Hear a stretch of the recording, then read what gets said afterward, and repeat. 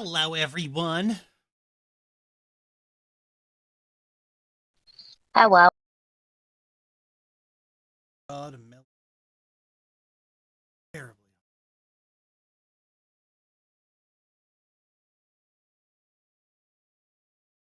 Whoops. What?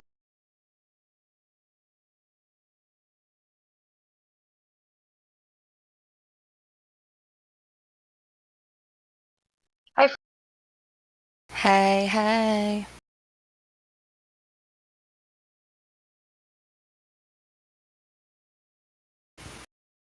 Hello.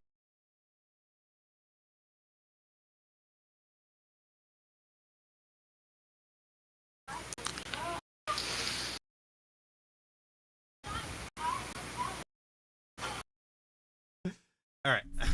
Oh, wow. 44 people showed up for this.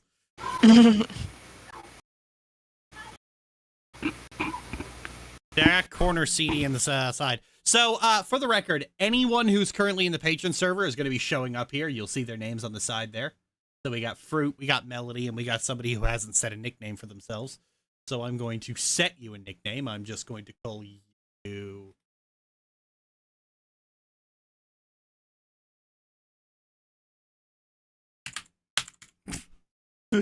Welcome to the chat, Borgus. Borg.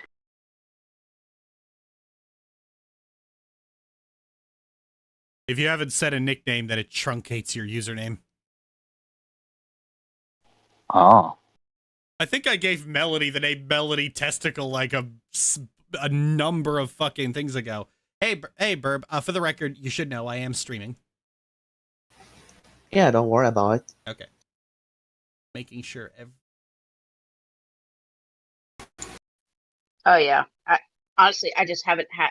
I thought it was fucking hilarious, so I just left it alone because every time you see it, it probably makes you giggle a little bit. admittedly it does. I was wondering what the context of the name was. Yeah, I gave everybody stupid names one day. I do that. That is just the kind of thing I do. Because that's how I live. And I know that it gets giggles out of everybody, so I'm like, I'm just gonna leave it alone. I'm the kind of person who likes to spread a little bit of happiness being goofy. I think Lightning still has the name Lightning Baja Blast. Oh my god, I hope they do.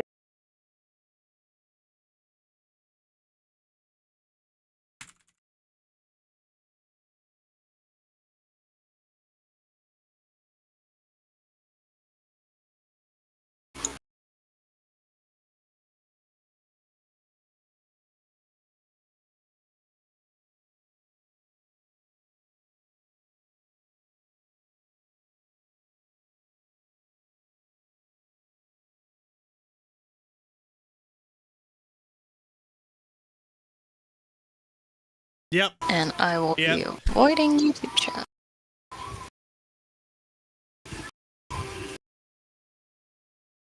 What is my stupid nickname? I have no idea.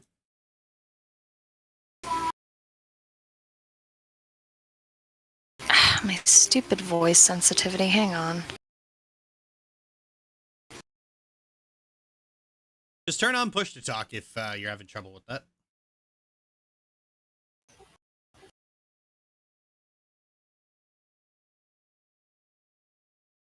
Hello. Hello. Hello.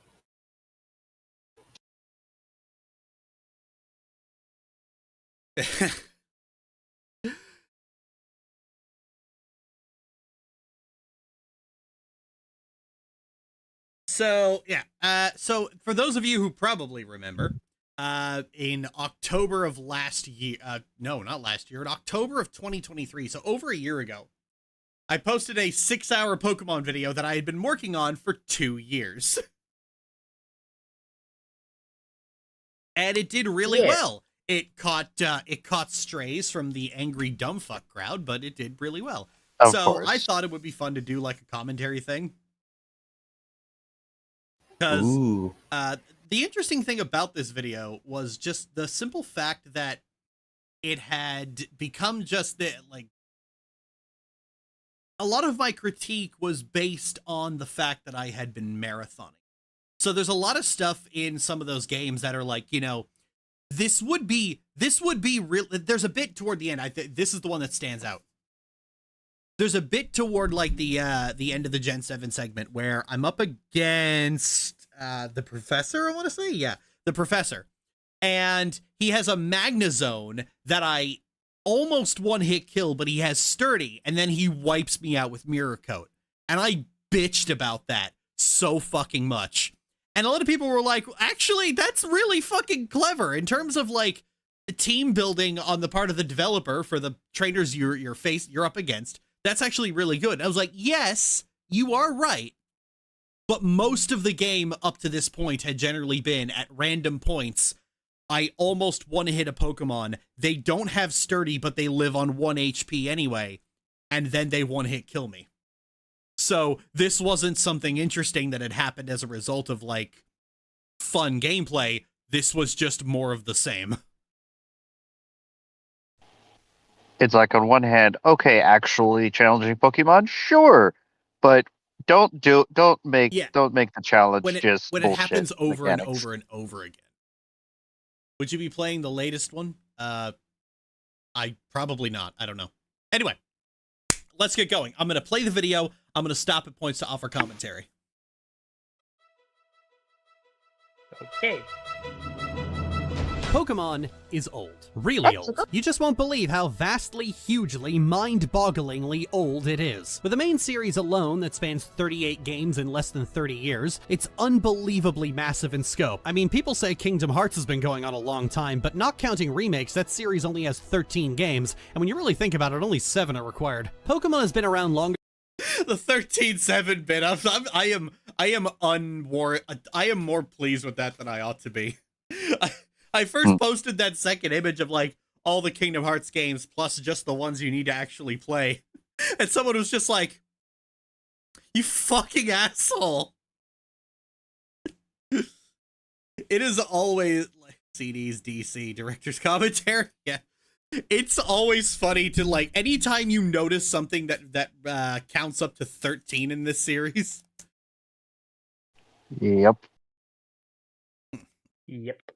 Or 7. Than some of you have since been that one's alive. become It's a more common also a little household bit name than relevant, Mickey Mouse. apparently. I've grown up with Pokemon just as much as I've grown up with other game franchises. But the question is, how do they actually hold up? Pokemon as a franchise is steeped in nostalgia. It's a common sentiment that your favorite generation is the first one you played. Heated discussions about which generation was the best can get dominated by the generations that marked themselves a generational divide. But how much of that is based on things that just don't exist anymore? Many of these games have features that don't work and take far too much time to really dig into, and which you needed to enjoy the game already to get the most use out of. See, when people talk about the Pokemon games, I feel they tend to get bogged down in the features or the memories. Nostalgia is a very powerful tool, especially with some of the mid-gen games. To hear some people talk, for instance, you would be forgiven for thinking that Generation 1 was this magical experience that changed people's lives, but in reality it was just the first open-world game on a handheld console. To hear people talk, you would think the Unova games had this deep, rich story that delved into complicated, mature topics, but in reality it's actually a story about the very weak premise of, well, I sure do love opinions, and yeah, it's kind of a you had to be there bit. But my question is, can you still play these games without the nostalgia today when all you have is the main game, the competitive scene is dead, and half the features don't work anymore? Can you still play Gen 3 without friends to record mix with? Can you play Gen 4 without friends to crawl around the underground with? These games still have a main... See, like, this was the premise of this whole video, because when I kind of notice when you hear people talk about things about like what made certain generations good, they always mention like maybe 1 or 2 features. And that's it. Like, I hear people gas up the underground in Gen 4 so much, but you know what? You can't do the underground. You can't do the underground anymore. Like, most of what made the underground fun, you had to have a DS. Yeah, you had to have a DS to play the games anyway, but you had to have regular communication with a lot of people in like for local multiplayer. And the fact of the matter is, school was literally the only place you were ever able to do that. Yeah. I think Yeah. there are a lot of the defining features of most Pokemon games are kind of designed around you being in school. I think that's kind of a lot of Nintendo multiplayer, like, or rather games that have a multiplayer element. It You're cutting out, really is dependent. Darn. I am gonna say though, probably what doesn't help with that model of being around other people in schools and stuff. Schools are tending to be, at least from what I recall, Let's not things get are- into shit about the school system. Let's stay on topic. Yeah, just quick summary on that. No, Less and less likely. no quick summary. Let's stay on topic. 10-4. storyline and a progression path. Does that... I'm I sorry think I if I'm fixed sorry it. if I let you guys go on tangents, you'll go on tangents forever. part hold up on its own? And most important, did it ever hold up at all? Do these games hold up as RPGs? That's the premise I'm working through. How does Pokemon hold up as a game, rather than a loose collection of memories? Well, in this monstrous nightmare project I've tentatively called a video, we're about to find out. This is a complete retrospective on Pokemon.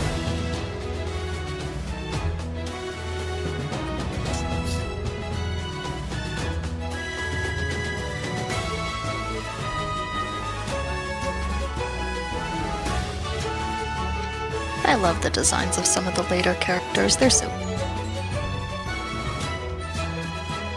The Skrill ketamine. I need. Moon lesbians. I had a bunch of people saying, like, I could hear the Honest Trailers voiceover guy when I was reading this. And I did this in 2 more videos. I did this for the Korra video and the Veilguard video as well. I think I did it for another video before this. I actually had to cut it out of the Veilguard video because I had a tendency to use Anna's covers of songs over the actual songs because they wouldn't get content ID'd. And now they are getting content ID'd, so I had to cut that out. I had one all ready for Veilguard, but I played it on stream and that stream got content ID'd, and it was like, ah, shit. Boo. Very Shame. unfortunate. Sorry, not Veilguard, the whole Dragon Age video, the big Dragon Age video. It had one for every single character. It was great. Wait, Oh, come content on. ID by who? By Anna, Oh. the cover artist.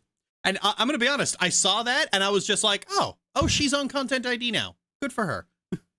That's actually why I kind of just moved back to doing. I moved back to like using a royalty-free audio, because every single cover I tried to use to give like themed music, it just wouldn't work.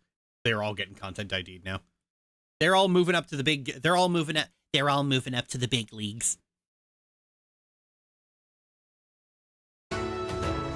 Good for them.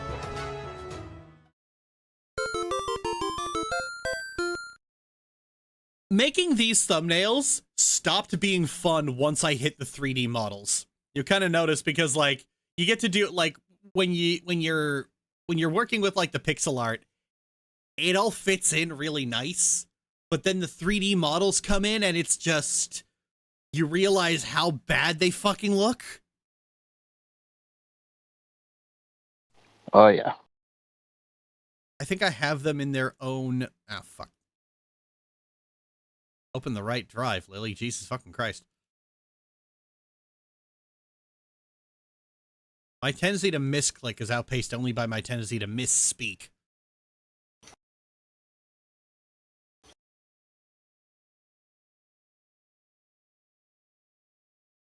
Yeah. Come on. So we got Generation 1, looks great. We got Generation 2, looks great. Generation 3, looks great. 4, looks great. 5, looks great. And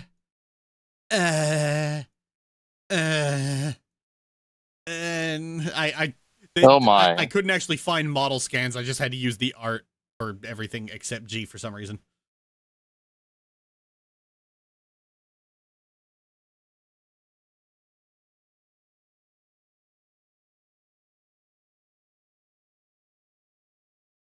When you scale up pixel art, like, and you get it to scale up in a way that looks crisp, it just looks so good. I've come to really appreciate pixel art, especially this like low color count pixel art with all the dither. Look at the dithering on Butterfree.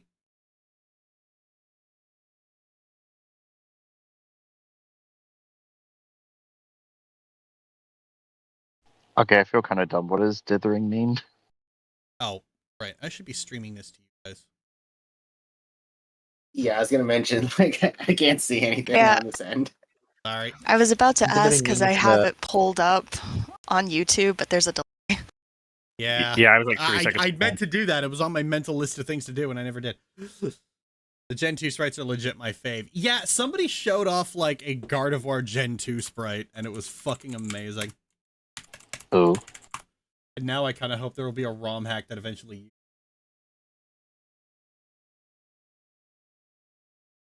Oh, yeah, here it is.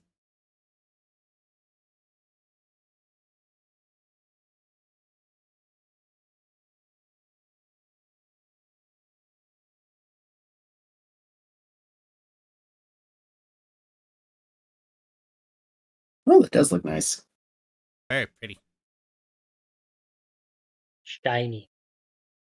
Ah, Gen think- 1, the OG, the retro, the God, what are some other flowery words for old? The vintage, there we go. It's in vogue these days to kind of trash on Gen 1 for its glitches and lack of content and oversaturation of modern Pokemon and terrible artwork and messed up approach to game balance and excuse plot and simplistic antagonists and the fact that it's not on the DS. Oh, fuck, I wasn't supposed to say that one out loud. But I found that the trash...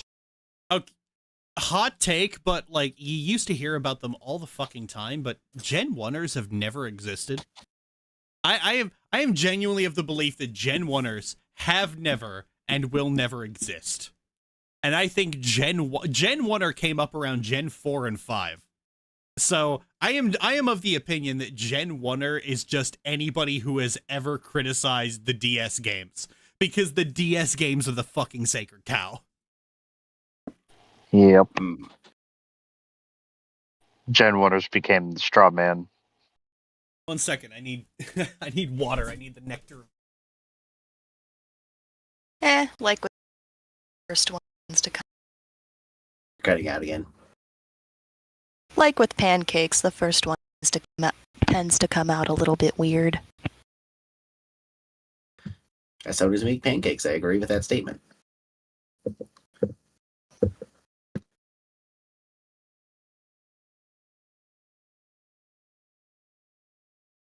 Yeah, who doesn't love a cake pan?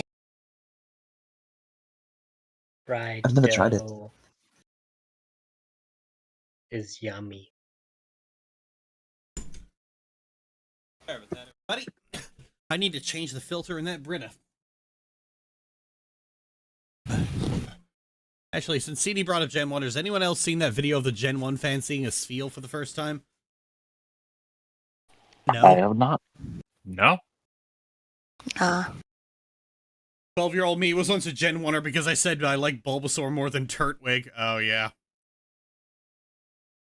Is done without merit, or at least from a very wrong-headed place. Most arguments against Gen 1 cite the lack of tertiary features, the lack of a story, and the bugs. But personally, most of those are a positive, not a negative. It might not have a story, but having played the games that have one, honestly, I'm glad it doesn't. I'm glad there's still a Pokemon game out there, as flawed as it is, that just lets you go on your own adventure. It's something I feel Pokemon has gotten too far away from as the years go on. It's hard to introduce Gen 1 because its main selling point is that it was the first. Nothing in the games has remained only in those games. All of its mechanics are just the baseline mechanics of every Pokemon game. So let's just jump right into it and get this ball rolling. So in Gen 1, we start off getting to name our rival because his grandfather can't remember his grandson's name. Actually, wait, I can't believe I'm already making a tangent, but isn't it weird that between this and him asking you your gender in the Gen 3 remake, the latter became more memed on? Gen 3 adds gender select and the weird parody webcomics come out in full force. Honestly, Professor Oak was ahead of his time. He doesn't assume. Trans ally Professor Oak. Can't say the same for the manual, though. Oh yeah, I named my... It really just makes you realize that Pokemon fans will make a meme out of fucking anything. Just anything. Anything at all. And Pokemon fans will make a meme out of it.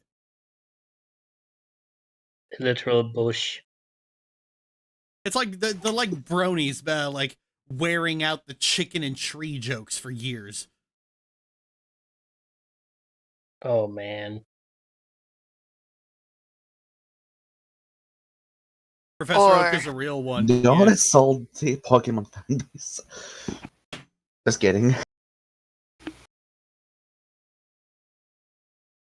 Rival sketchy. My mom tells me to look for Professor Oak, and when I go to check the grass, because naturally that is the first place anyone would look, he comes out of my house, so I guess he was hiding in the closet. Are you my dad? He takes me to his lab where Sketchy's waiting for the both of us and lets me choose a Pokemon. I chose Bulbasaur, because it's correct. Sketchy... Oh man, let me tell you. I kept that bit going for like 5 of these games. And so many people got so mad at me. Because, like, technically, Wait, why? yes, Bulbasaur is the best starter in Gen 1. But, like, Gen 2 and 3, it's technically the worst. The grass starter is technically the worst. Because of just the tight matchups of the gyms. But, like, this is the fun part. This was the fun part of people saying I'm terrible at these games because, like, oh, Lily is clearly terrible at these games and that's why she criticizes them. And I fucking stomped through with what is widely considered the worst Pokemon in the entire franchise, which is Chikorita. You literally played with a handicap. Yeah. You literally played with a handicap and you still won. Yeah.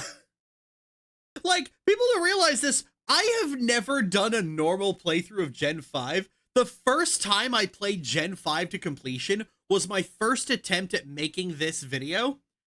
And you guys would rather know, you guys who were on for the streams will know this. I soloed that thing with a Gardevoir. Like, I modified the starter for this one for it to be a Gardevoir, but the first time it was the only Pokemon I used. One does not fuck with the Banshee. Yeah. The Elite Four fell Chose like a fire dominoes. type because of course he did, and then he wants to fight. Wouldn't be sketchy if he didn't want to compete in something I just picked up that day, so of course he beats me. Should have gotten the suspicious potion first. Whatever, I got that and a free one from the salesman. Dude, you're the worst salesman ever. Went to the mart and got deputized into a special delivery service. This place is very trusting. How do you know I'm not going to steal it? I took it back to Professor Oak, so I guess he really did know. He gives me a Pokedex and tells me to fill it. By myself, I am 10. And now I'm completely off the leash. Record time, actually. If there's one thing about Gen 1 that still holds up, it's the fact that it quickly lets you off the choke chain to let you play the game. Even the catching tutorial is optional. If you don't know how to catch Pokemon, you can ask this guy, and he actually tells you can ask him the first time you pass him, but you can say no and carry on with your day. It's really that simple, and I was actually surprised coming back to Gen 1 just how simple it was. I mean, we all talk about how Pokemon should let people skip the catching tutorial, and this becomes a weird debate among some people. Okay. Oh, hang on. But it exists, and I was actually surprised coming back to Gen 1 just how simple it was. I mean, we all talk about how Pokemon should let people skip the catching tutorial, and this— Okay, this shit right here.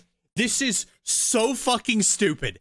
Every single discussion about, like, Pokemon and adding cutscene skip, some people get so weird about it. It's like, this is from a thread of somebody saying that these games need skippable cutscenes. It's like, I have a better idea. Present the player with two options when you start a new game. First time or playing again. First time, cutscenes are non-skippable and do their job as you're playing this game for the very first time. Playing again allows you to skip cutscenes as you've confirmed you've already played the game once. That way you can experience the story properly on the first go-round, but on the second and subsequent playthroughs you have the option to skip them. No! Just make them skippable right from the start! Agreed. Why would you not? Yeah, Why would literally. you not make, like, if you're gonna have cutscene skip, why would you just say, oh yeah, no, this is only for a second and third playthrough? Fuck off! I don't understand why any Pokemon fan would honestly suggest this shit, except for the fact that they are just so weird. Like, Pokemon fans are so weirdly controlled. Well, actually, no, this is a thing with a lot of video games. Dark Souls is probably the worst, but Pokemon is up there. So many people are way too concerned with how other people play games. Oh no, we can let you skip cutscenes because it's intended that you experience the story. Fuck off, mind your own business. I have this impulse control of a particularly hyper golden retriever. Like ever might. Their fans in gamers, what do you expect? I was just gonna say it's because Pokemon thinks their story's so important you can never skip it. Yeah, imagine thinking that about Pokemon. I love how, you know, before I said it, everybody was genuinely of the opinion that yes, Pokemon has terrible writing. It has always had terrible writing. And then I said it, and suddenly, oh, this is a media literacy issue. this becomes a weird debate among some people, but it exists in the first Pokemon game, and I find people forget that this was something we figured out a long time ago. So I snagged myself a Pidgey before moving on to Viridian Forest. In the forest, I was looking intently for a Caterpie, for far longer than seems usual, actually. I kept running into Weedle instead, so I looked it up, and it turned out that the encounter rate for some Pokemon is different based on the version, not just the exclusives. No, I don't care for that. Should have played yellow version, Lil. I did eventually find a Metapod, though. I really want a Butterfree because I have a bone to pick with literally every single Poketuber on the planet. See, because my generation is kind of dumb, there's this idea that because Oh, some people were asking, it's like, what's your beef with ManJTV? They asked that a lot, and it's like, no beef, none at all. It's just that I needed an image of a Poketuber, and then I got one of ManJTV, and then I needed another one, and I thought rather than get another one, I'll just use the one I already have. And some people are like, what's the beef? Like, no, there's no beef. It was just funny. Just convenient image. No beef, I'm just lazy. But I had been occasionally I'll just go through this burst where I just watch PokeTuber videos. And a lot of it is just some people are so weirdly meta about a children's game. Because it's like, oh yeah, Butterfree's meant for like the early game but since it doesn't really get stab, he was baffled that you skipped the power plant in this game. I didn't even know it existed until he complained about that. Who the fuck does the power? Well, okay, I skipped the power plant for a reason, and that's because I wasn't doing the legendary hunt. I had it in mind that, okay, at some point I might want to do a post-game video, a video on the post-game, a separate one. So I need to not do the power plant because the only post-game that Gen 1 has is the legendary hunt.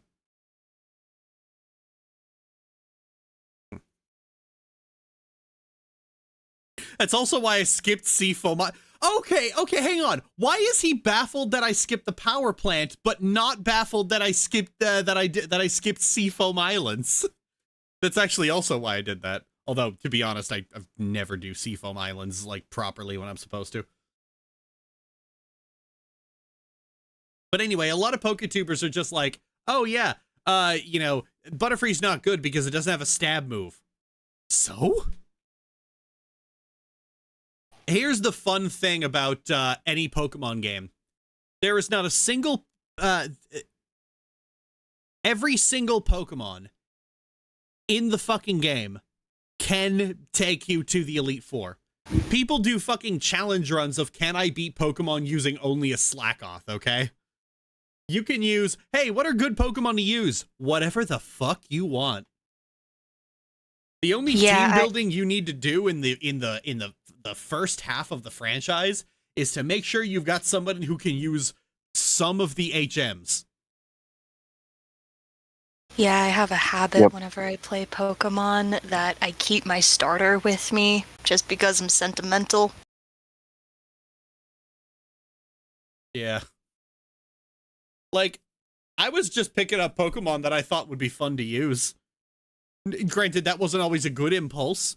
I mean, I have a Barraskewda in Sword and Shield, and that thing was completely useless.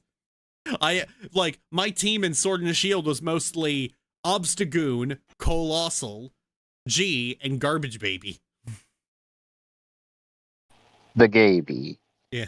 If he doesn't get stab moves, that makes it useless, that it's an early game Pokemon and you should soon replace. I disagree with that attitude, and I think that attitude is why Whitney and Cynthia made you all into whimpering piles of mulch and made you think you need to trick out a Weavile to even stand a chance. Also, Butterfree is literally perfect. Look at her.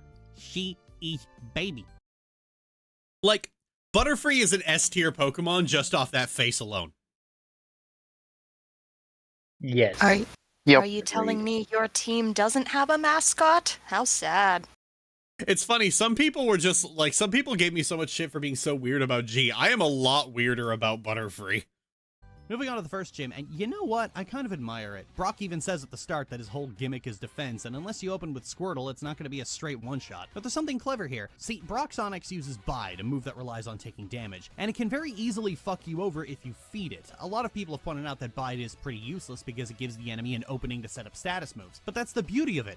That's what the game is trying to convince you to do. As early as the first gym, the game is teaching you that status moves are the way to go. And for a Pokemon that is as defensive as Onix and has as low attack as Onix, Bide is a really good move to have. Well, it's not good in competitive, Lily. Yeah, but competitive has always been an afterthought, and I'm not...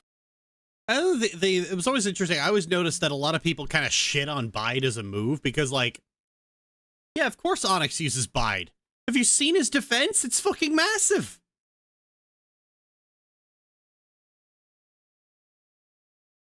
High defense, low HP, yeah, that thing's gonna be hitting you like a fucking truck. Yep. And people are like, oh yeah, Bide's terrible because it just lets you set up two swords dances. Imagine that. This thing in an RPG is terrible because it has, checks notes, counterplay. It's to make you think. The 10-year-olds what strategy is. Yeah, that's funny. The very first gym in the game does something like that. That's smart. It's fun when you use Bide, but when it's used against you, it sucks, lol. I mean, you have 2 turns to react. You know what I think is interesting is that Brock's gym, like, unless you come in with Squirtle, you have to fight this the hard way. You either have Charmander, who is hitting with, like, quad not very effective moves, or you have Bulbasaur, who's only, like, who's the move that Bulbasaur gets is Leech Seed. So you are, like, slowly whittling this bitch away.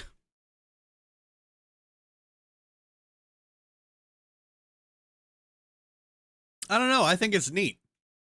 I'm not talking about post-game, I'm talking about game. That's why I'm doing it this way. Anyway, that aside was to cover the fact that all I really did was chip them down with Leech Seed. First badge acquired, and Metapod was just a little bit from evolving, so I had to go take out another Weedle, which felt a little anticlimactic, honestly, but whatever. The important part is I have a Goral, who knows 0 new moves. Oh, god damn it! Mount Moon is the second dungeon in the game, and the first point of no return. After you clear it, it's impossible to get back to Pewter City until you unlock access to Diglett's Cave in Vermilion. Mount Moon is your first introduction to Team Rocket, a group of Pokemon thieves that are plundering. After watching your video, I've started adding Larvesta and Volcarona to more of my teams just because they're my favorite bug. Thanks for showing me the light. Well, Volcarona is like a fucking... Isn't Volcarona like top tier or something? The mountain for Clefairy and fossils. They're all over the dungeon. Usually, I think it only have to depends fight on which maybe 3 or generation 4 it to get is. through as they are actively blocking your path. This is an interesting decision because it means you get to decide how much you want to care about Team Rocket. Are you going to go through the process of stopping every grunt for the XP, or just take the ones that actively get in your way? That sounds like a weird thing to praise, but later games don't let you show this level of indifference to their evil teams. Before the end, I picked up the Helix fossil because I'm a cringy bitch who thinks internet memes are funny. Coming into Cerulean is where you find your first mandatory rival battle. You know, there's an awful lot of debate about the whole mean rival v friendly rival dichotomy, but if I could take a moment to have a hot take, I don't think Blue is a mean rival. I know much of Pokemon fandom is on the internet and people on the internet think making friends is hard, but Blue and Red always seem to me like really close friends. Blue can come off like a smarmy asshole, but Like, Blue is the epitome of friendly rival. I always thought it was funny because, like, you watch Pokemon videos from, like, 15 years ago, and you've got grown-ass men screaming their fucking heads off over smell you later. Loser behavior. Yep, loser behavior. Blue is 10. I mean, like It's a kid. Like, if Red spoke, Red would be giving just as good as he gets. Yep. Blue is gonna neener and blow raspberries at you. He's perfect. Isn't that literally just Sonic the Hedgehog's entire gimmick? See, Other than fast. you can tell that, like, people you can tell when grown men read the word rival and, like, sorry. You can tell that these are people who read the word rival and they're still watching Naruto as adults. Oh. They got told to shower one too many times. Blue killed my grandma, okay?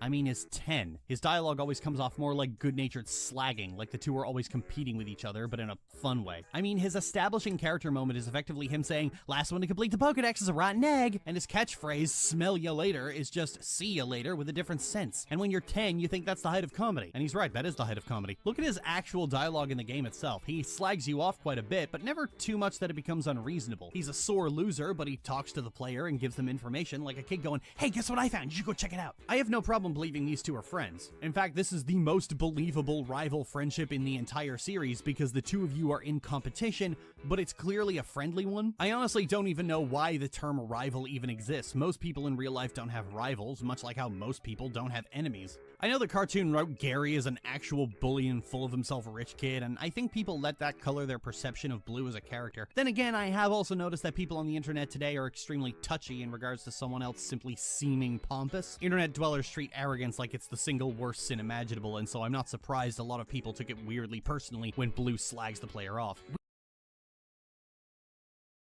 Oh god, that pixelation. Oh, that's horrible. On the internet, there is no, like, in terms of, like, the top 3 crimes on the internet, it's being an outspoken bigot, being a predator, and then being annoying.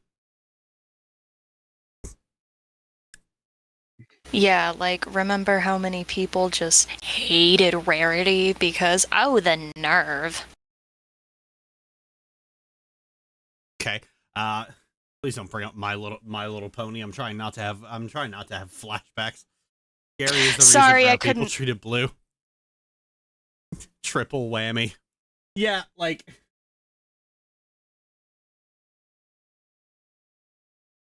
Of course, granted, annoying is largely a synonym for about 18 million things, so. We often blame children for the decisions of Game Unfortunately. Freak, like the rival's characterization or the hand-holding the games are played with. But the truth of the matter is that people my age have been complaining about these games being too hard for a long time. Like, it wasn't Gen Z that made Whitney and Cynthia into a meme, or complained about a non-issue like the HMs. I honestly think one of the reasons characters like Charon and Bianca are so popular isn't because they have compelling character arcs, but because they kiss the player's feet. And I think it's largely people my age who like that about them. They often say they don't, but I think that's just social desirability bias. Every gamer has a praise kink, no matter how hard they try to convince you otherwise. Lily, stop bringing BDSM into Pokemon. It works as a metaphor, alright? I like Blue, and I like him specifically because he comes off like a more genuine friend than the sycophantic warbling of later rivals. Anyway, after helping Bill get out of his fursuit and getting a cruise ticket, we're finally able to challenge Misty. Actually, wait, was the gym even blocked off? I don't remember. Whatever, Misty is a water-type trainer, so Ivysaur's got this in the bag. Just constantly whipping those stars. Whip them good. See, I told you it worked as a metaphor. Second badge acquired.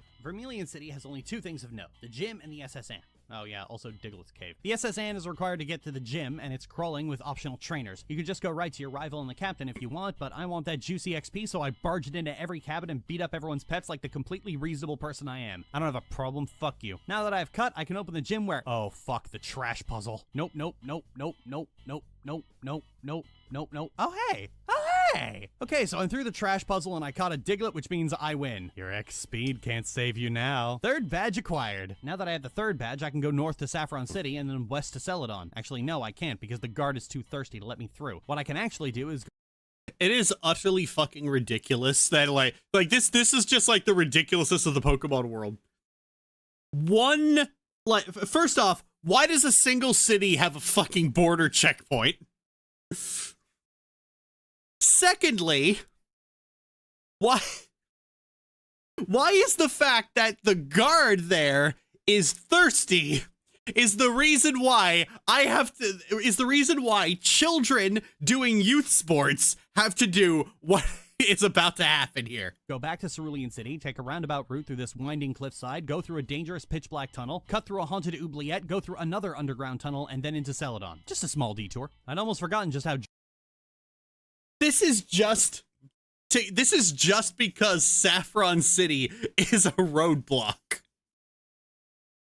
Oh yeah, sorry. Oh yeah, no, sorry. I can't let you through. I'm just parched. Here's a route that goes through the entire rest of the fucking country. You'd think at a certain point they would just install a water fountain in the guard station. I'm thirsty. Hey kid, you want to go through the Serpent's Pass? Get out.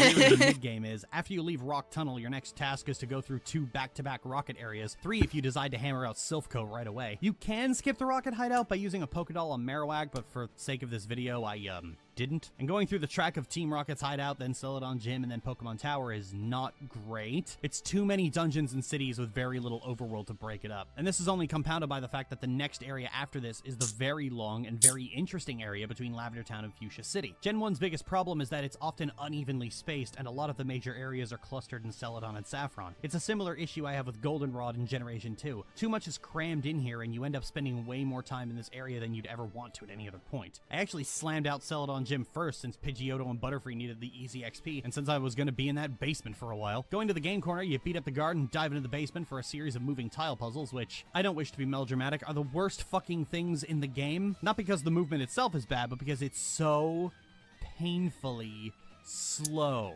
Later games speed this up, but wow, this is cursed. I move through 1 floor, get the lift key, move through the second, get to the elevator, we meet Giovanni for the first time. Giovanni's thing is ground-type Pokemon, unlike the rest of his team who uses Pokemon that are the easiest in the game to actually get. You know, that actually says something about Giovanni. Like, he went out of his way to import a Kangaskhan for himself, but just drags up whatever can be found on the cheap for all of his grunts. Makes no difference because this capitalist rat's going down. After that, we're headed to Lavender Town, the only real point of interest in this part of the game, which stands out by how bleak and sad the whole place is, and how migraine-inducing the music is because some dick decided, hey, let's make this track really loud and harsh and see how much we can torture the Game Boy speaker. They tortured that poor little speaker until it was begging for more. I mean, mercy. And frankly, I don't think we needed to know what the effects of VR headsets would be if they were focused.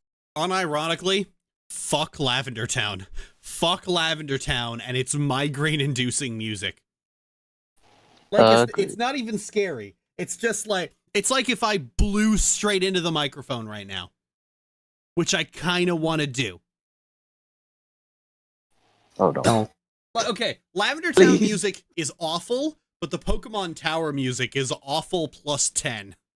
Entirely on your ears, but somebody at Game Freak would apparently disagree. Whoever wrote these tracks owes me some Tylenol. Lavender Town is practically infamous for how sharp of a tonal shift it is, inspiring about 20,000 crappy ghost stories written by kids. But honestly, I think that's about the only real value Lavender Town has. Personally, I always found the Viridian Forest theme to be much creepier, but there's nothing as charming as reading some bad campfire story about the cartridge ejecting itself from the Game Boy at Mach 5 and lodging itself in your throat to punish you for looking at ghosts. Yeah, there's my hot take of the day. Lavender Town is actually kind of shit, and its only entertainment value is kids scaring each other with rumors and creepypasta. Otherwise, it's just another too long dungeon that demonstrates how weak ghosts are to psychic in this game. This part of the game is open-ended, but it's clear they want you to go in a particular order because the levels of individual Pokemon do not actually compensate for which way you're going. After Erica, Koga and Sabrina have huge spikes in levels because the game assumes you're going to have gone through 3 entire dungeons before reaching them, and you'll have had to have gone through at least 2 of them to get to them anyway. You're not getting to Fuchsia City without the Pokeflute, and you're not going to Sabrina without Silphco. Sure, you can do them in any order if you're determined enough, but you still have to do all of them, and there is a very strict recommended order right on the trainer card. After the gauntlet that is Celadon and Lavender Town, you get to go through the best route in the game, Route 12. It takes you through a bridge, over a coastline, down into a fence path, and then back onto the main road to Fuchsia City. It's the longest route in the game, packed to the brim with trainers, and there's no rest stop at any point. This is one of the few points in the game that feels like you're actually traveling. The route.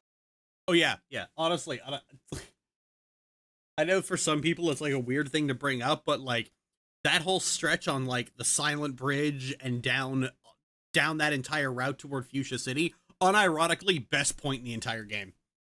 Like, I think this has the most varied environment in the entire fucking series. Route is so expansive, and it actually takes a while to get to Fuchsia City. It replicates the arduous journey of traveling between towns as best as the Game Boy can. I love this route so much. It really captures what I mean about how Pokemon's difficulty is based primarily on endurance. Seriously, the next time you play a Kanto game, go through this route and fight every trainer without going back to heal at the center. It's an amazing experience. Arriving in Fuchsia City, Butterfree steamrolled through Koga's team with only one minor hiccup requiring a switch out from Pidgeotto. I'm quite happy about that. Butterfree's actually been carrying the entire team since I stopped off in Saffron for Psychic, and I'm feeling very vindicated by this. See, I was watching old PokeTuber videos because that's something I occasionally end up doing, and a common theme for Butterfree, keep in mind, yeah, and we have already no talked need about is that. very vindicating. I snagged the items I needed from the Safari Zone without much care because I actually don't like the Safari Zone all that much. It was interesting for the rare Pokemon you could find there, but I've already got my team in mind and have no need for anything in there, and not being able to battle them just makes the whole ordeal annoying. This was the area I was least looking forward to, so we're moving on to... Damn it, that's even worse. Like, Gen 1 probably has some really high highs, but it also has some really low lows, and like, the fucking Safari Zone coming right before Silphco. Agony. The mid-game in this one is so goddamn long.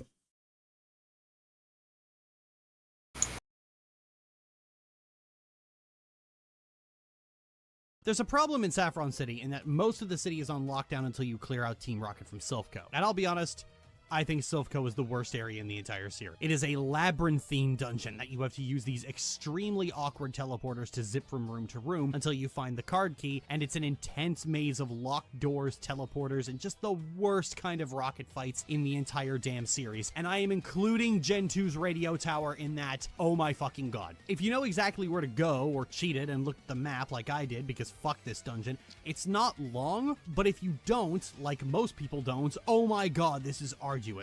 You're lost in this maze, having your resources chipped away on more and more fights, and there's a fight with Sketchy right before Giovanni. This dungeon and Pokemon Tower both have places to heal mid-dungeon. No other area in the game has that. I think that's the point you can say the dungeon is too big. And I'd be fine with how big it was if it wasn't so dull, if there was a clear forward progression, but this can be the shortest place in the game if you know which teleporter actually gets you to where you want to go. It's this one. See, I actually quite liked Rock Tunnel. No one trainer battle is going to really challenge you outside of the boss fights. I feel like dungeons in Pokemon work best when they're either a linear gauntlet of trainers or a labyrinthine maze-like puzzle dungeon. When you have a maze-like puzzle dungeon that's also a gauntlet of trainers, that is boring as piss. But instead you're draining PP, losing health, running out of healing items, and there's no restoration or mart until you reach the next town. Rock Tunnel actually has a Pokemon Center right outside because it is a gauntlet, something Gen 2 did as well with Union Cave. And as you get through, there's more and more trainers in your way, dwindling your resources. But because Rock Tunnel is mostly linear, you're always making forward progress, and while losing can restore your health in PP, it costs half your money to do it. This, incidentally, is why you can't buy PP restoring items. It's why PP exists at all. This game is very unforgiving to your PP. Lele, knock it off. This is actually a really good approach to gameplay. Most trainers don't have more than 1 or 2 Pokemon, but you're not just up against... As you can see, I don't really have a whole lot of jokes at this point because I hadn't quite figured out yet what approach I wanted to take for this video when I was doing Gen 1. So I didn't really have a whole lot of notes like I did for some of the later gens. 1 trainer, you're up against all of this. But Silphco has more trainers than Rock Tunnel, it's got a layout designed to confuse you, and it's right in the middle of a city, so nothing is stopping you from taking the elevators to the lobby and going to the Pokemon Center and healing up. It's just the worst dungeon in the entire game. I fucking despise it. People complained about Rock Tunnel because you needed to use Flash or wander around blindly, and we'll get into HMs in a little bit because I actually like them, but it's actually very well designed, a very meaty challenge for where it is in the game, and very satisfying to get through, especially since it's a transitory period of the second act of the game. There's no cheating through it. You have to go through it in this one direction, which means this one direction is very interesting. Oh fuck, that was another H-bomb quote, wasn't it? Silphco is just obtuse for the sake of obtuse, and can be effectively skipped over if you're crafty enough. So it's either unbearably grueling or terminally short and easy with no middle ground. And the gym afterward also features a teleporter pad puzzle that, again, you either try every pad and get lucky, or know exactly where to go. It's no surprise they didn't do this kind of gym puzzle a second time. Now this is the part where I'm supposed to talk about how powerful the psychic type is and how broken and overwhelming it is. Everyone talks about it and how obscenely powerful the psychic types are. Here's the thing though, that's only true in theory. Psychic's power comes from a large variety of stab moves, and its 2 weaknesses either not being coded properly or possessing no moves of decent power. Sure. It's so funny the way people act like stab and type matchups are the only thing that exist in this fucking game. Because, like, unironically, I love the quoting you do in your videos. Oh, thank you. Because, like, neutral damage still exists. So, like, oh, you don't really have an answer for, like, for a psychic type. This is the hard part. No, it's not. Use Slash. Ah, yes, forgetting about the fact that other damage types exist. Yeah. It's like when people say that, oh, yeah, you're gonna, like, actually battling people in PvP in Gen 1 was a waste of time because it was, like, it ultimately just came down to each person's Mewtwo, but, like, no, it really didn't. You could take Mewtwo out with a Mr. Mime or a Jinx.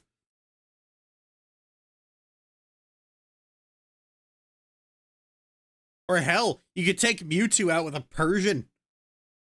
But one thing we're going to run into later is that the Pokemon community operates as if stab super effective moves are the only things that exist. You remember how I mentioned I had a bone to pick with Poketubers? Well, here it is. This is why Butterfree is often derided as a low-tier Pokemon, because she doesn't learn stab moves. But the thing is, other strategies exist. Butterfree might not have stab moves, but she has an array of status moves. Sleep is godlike in this game, and she's one of the earliest sleepers. And you don't need stab to do some pretty meaty damage either way. Neutral attacks are still a thing. Status moves are still a thing. Alakazam might have high special, but his physical defense is in the toilet. And a decent physical move, even if it isn't super effective, is going to body the fucker. These Pokemon are overpowered if you're someone who thinks having no weaknesses means you can't be killed, but that's never been the case. We all beat Sabrina as kids after all, and chances are you beat the kid who had Mewtwo. In fact, despite how supposedly powerful psychic types are, Sabrina has never been memed on as heavily as Whitney or Cynthia have been in the past. And shit, Cynthia's Garchomp has a 4x weakness and is still considered brutally difficult even though she has a Pokemon with no weaknesses. The truth of the matter is that Alakazam just doesn't have the moves available to him to really take out his real weaknesses, physical attackers. To be as broken as people claim Alakazam is, he would need a much wider variety of moves, and he's just never really had that. But Gen 1 Psychic types just weren't that broken to begin with. Just use Slash. Like ever. Technically, the next area is Seafoam Islands, but let's be honest, when was the last time you actually went through Seafoam Islands? Yeah, I thought so. I certainly didn't. I surfed south from Palatown, you fucking scrub. Out of all the gyms, I think Blaine is my favorite. Fire-type Pokemon are rare in damn near every Pokemon game, so a Fire-type gym is always a welcome challenge, but his trivia questions were something I always thought was very cute. It's better than maneuvering around gym trainers like someone who's just dropped a really eggy fart and is trying not to be noticed about it. Oh, right, but first you have to go through the Pokemon Mansion. You know, I forget about this dungeon every single time I play this game, and then I just spam repels and try not to battle anyone. I feel Pokemon Mansion should be the coolest dungeon, but it's in a city and so suffers from similar issues that Silphco does. The access to a Pokemon Center nearby renders the things that make the dungeons interesting completely moot. 7th badge acquired. Swing back to Viridian, give Giovanni a midlife crisis, then head out for the Pokemon. Actually, hang on. I actually really like Giovanni. I'm gonna skip this part, but like, I still think it's funny how the way in which you defeat Giovanni is that just by beating him 3 times in a row, he's like, I just had my ass kicked 3 times by a child. What the fuck is wrong with me? Most difficult of the bunch simply because ice types are the major blind spot in my knowledge. I know they're weak to fire, but I don't know anything else about how they work. Butterfree swept both Bruno and Agatha. I'll be honest, I didn't think she could do it. 2 of them are rock type, and I thought it would at least be a struggle, but it was a massacre. I love this little bug. And then Lance was swept by Starmie. They work. Butterfree swept both Bruno and Agatha. I'll be honest, I didn't think she could do it. 2 of them are rock type, and I thought it would at least be a struggle, but it was a massacre. I love this little Mother, I crave violence. Mother, I crave violence. Oh, I had somebody giving me so much shit on Tumblr over the fact that I taught Thunderbolt to my, to my Primeape. And it's like, why did you teach Thunderbolt to Primeape? I was like, coverage for flying types. What about Rock Slide? I was like, he doesn't learn Rock. You don't find the Rock Slide TM until like, was it a Rock Slide TM or was it like level up? I can't remember what, but I had to look it up and it was like, yeah, you don't get the Rock Slide TM until much later. But why would you waste your Thunderbolt TM? Waste it on what? I beat the game. I literally won. I beat the game. What more is there to do? They love their... Never mind. They love their moves. I don't get it. A monkey learning how to summon lightning is funny. Yeah, like, my team didn't have anyone else that could even use Thunderbolt. Maybe Haunter? Did I even have Haunter? No, I had Starmie, I think. You didn't beat the game in the most optimized way possible, which means you clearly suck at it. Yeah, I love that logic. You beat the game while handicapping yourself horribly. That means you're bad at it. Okay. Tell that to any one system / one city players in any strategy game. Little bug. And then Lance was swept by Starmie. Yeah, the Elite Four wasn't really much to write home about, honestly. It's one of those challenges that was really cool as a kid for the spectacle, but as a gameplay challenge, it hasn't held up. But that's fine. It's an old game, and frankly, I think the first 4 gens are at a good place difficulty-wise. They're just hard enough to keep your brain engaged, and as a kid, some of these challenges can seem insurmountable, but they really push you to figure out simple problems. They think you're playing suboptimally because you don't understand strategy instead of doing it because it's fun. Yeah. Yeah, that's where, like, that's the kicker. There is always a way to read someone's actions in extreme bad faith if you want to. We all beat psychic types as kids, yet people complain about them. Yeah, that's the interesting part. Like, a lot of the stuff people believe about Pokemon games, like, oh, in Gen 1, the psychic type was so broken. Was it? Was it really? Because, you know what the dominant... Because here's the kicker. Nobody knew that psychic types were really powerful when Gen 1 was current content, okay? Nobody knew that. Because back in Gen 1, it was, I'm a earthquake all you motherfuckers.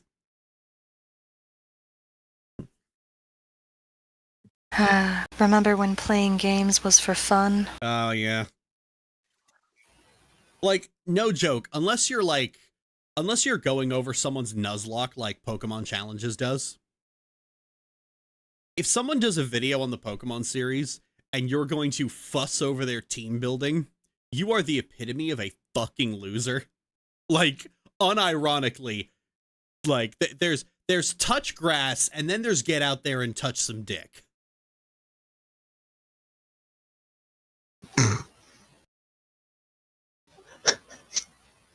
It's always the top 1% of players calling the top... No, I'm sorry. I was about to say it's always the top 1% of players calling the top 2% bad, but let's be honest, most of these people haven't played Pokemon. Fucking losers.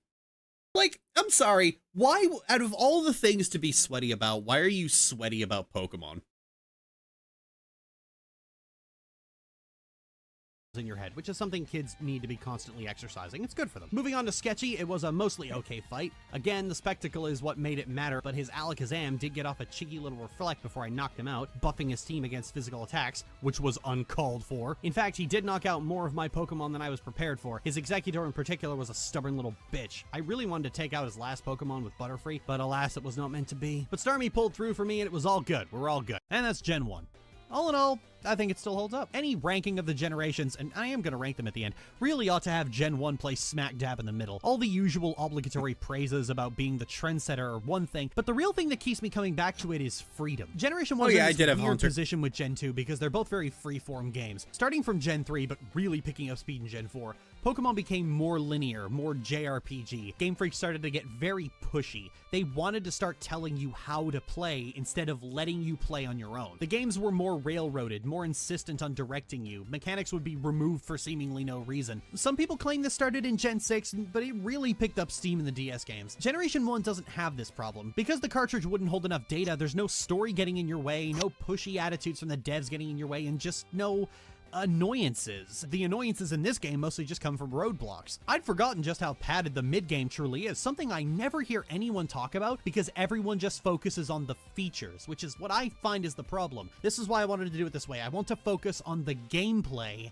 and not the toys. But even with that hurdle to get over, I still prefer the adventure and the openness. To me, the ideal Pokemon adventure is Ash's Adventure, where you're going on your own personal journey. Maybe you run into a new conflict at a given city, but at the end of the day, it's still your journey to make of it what you will, and that will continue to have value so long as Game Freak continues to try to make Pokemon into Final Fantasy. So moving on to Generation 2. This was a big deal. Game Freak managed to take a game that was already big by Game Boy standards and make it even bigger. More Pokemon, an entirely second region, an update on what had happened since you'd last been there. How did Game Freak manage to pull off something so spectacular? Well, I'll tell you how. They got someone else to do it. President of HAL Laboratory Satoru Iwata came in and fixed their Frankenstein's monster of code. Code that was so bad Nintendo's entire team of programmers couldn't decipher it, let alone fix it. But thankfully, someone competent was in the office, and so we got to experience the best. I think that's the fun thing about Pokemon. When you really start looking into the actual mechanics of how everything works, you realize that Pokemon is absurdly overprogrammed for no reason. Why does every Pokemon have like a fucking 16-digit personality value that is designed to like control everything from what its nature is to its like ability to whether or not it's shiny? Like, just fucking randomly roll that shit and then just store it in a file, for fuck's sake. And it's a problem they still have. They want to pretend it's like hair genetics. Yeah, there's so much fucking weird math behind everything in Pokemon. I was like, why are you like this? Have any of you actually seen the damage formula for Pokemon? How scary is it? Not. Yondir Simulator levels of bad optimization. Oh, no. That's a little over the line. I'd insult Yondir Simulator, but not that badly. You know, it kind of reminds me of when you're in college and you had to stretch a lot of sentences to reach the 1,000 word limit goal on your essays. Maybe that's what it feels like.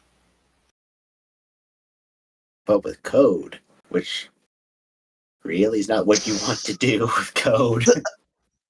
That happened. Ah. Here it is. Here is one generation's damage formula. The damage formula is slightly different in every generation.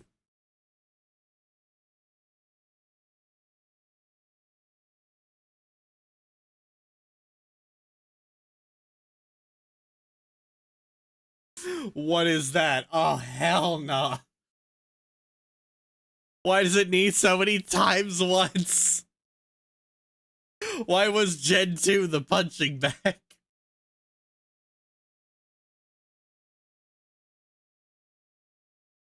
I smell placeholders in those times ones. Yeah, you are right. 1 second. Oh. All right, hang on. Oh, this is funny. It straight up goes off the page.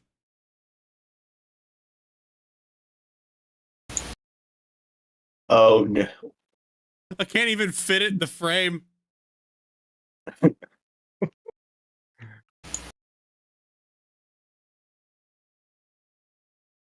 Oh, no way.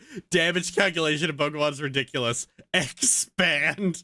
I'm no coder, but that looks bad. Oh no. What? Did they get rocket scientists to work on this game? Why is it dividing something by 163? I'm betting high school calculus PTSD flashbacks. This is actually disgusting. I think if I showed this to my Pokemon fan high school geometry teacher, he'd vomit. Every single thing that can affect damage has its own variable in the formula for some reason.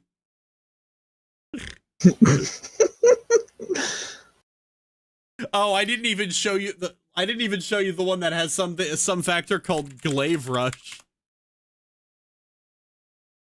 Glaive Rush has a separate variable in the damage calculation for some reason.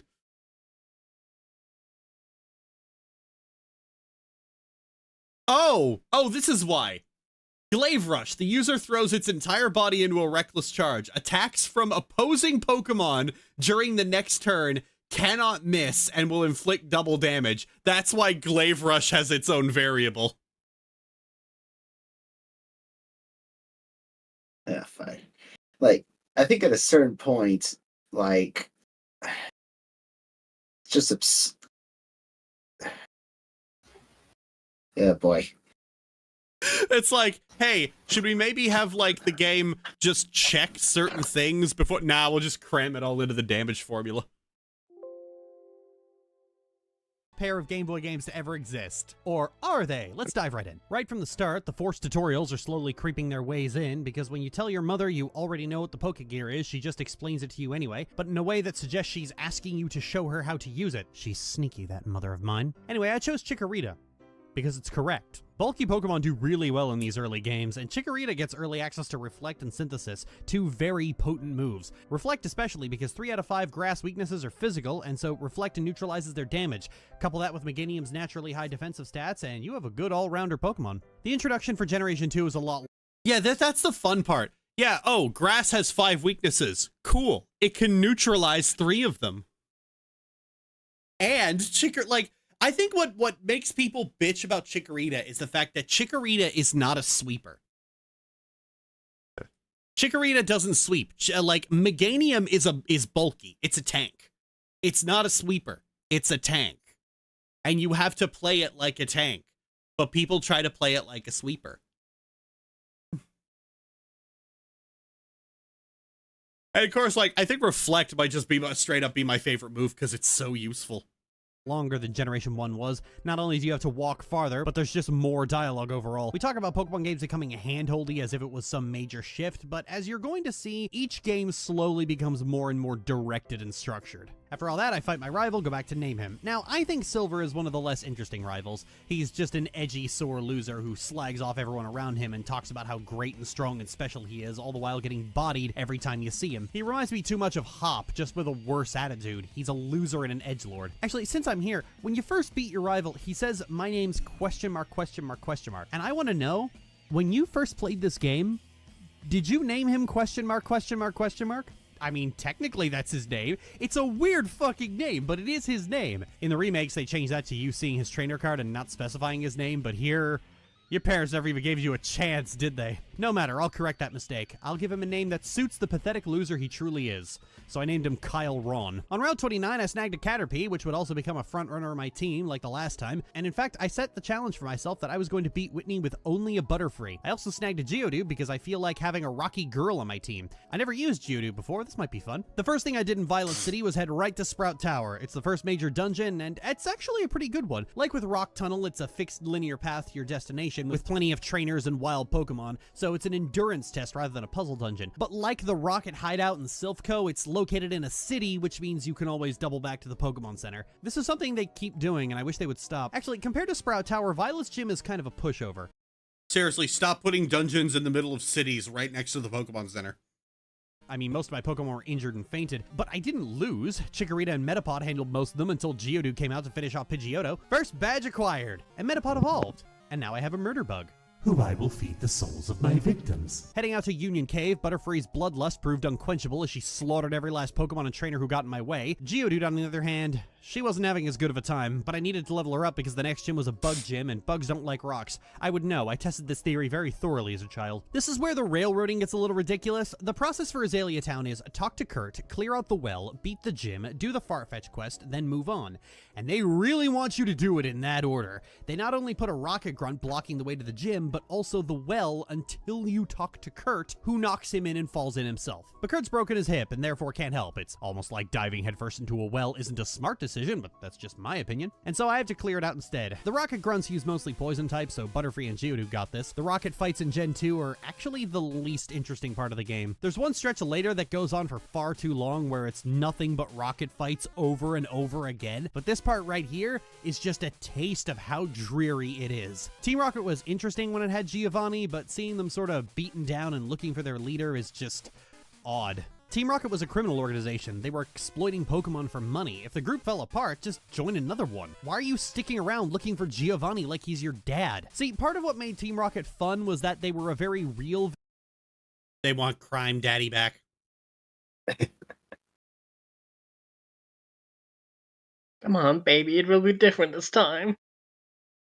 villain, but also so pathetic they could be undone by a small child. At the end of the game, Giovanni just breaks down and quits because he knows he'll never recover from the humiliation of being beaten by a little girl 3 times with a frog and a butterfly. Ooh, I have all these cool masculine Pokemon and chirp chirp, motherfucker. But here they just want Crime Daddy back, and I almost feel bad about kicking them under him. My favorite. Bugsy, on the other hand, can fuck right off. Okay, so both Azalea Town and Goldenrod City have leaders whose main gimmick is using attacks that get progressively stronger after consecutive hits. Now, this kind of fight is basically screaming, use sleeper accuracy moves, because there's no tanking 5 hits from Fury Cutter or Rollout. And it took me just a little longer than I'd like to admit that Scyther was a flying type, and so Mud Slap wasn't actually going to work. But then I remembered that means he's 4 times weak to Rock Throw, and I almost realized that just a little bit too late. So between the 2 bad Mud Slaps and the...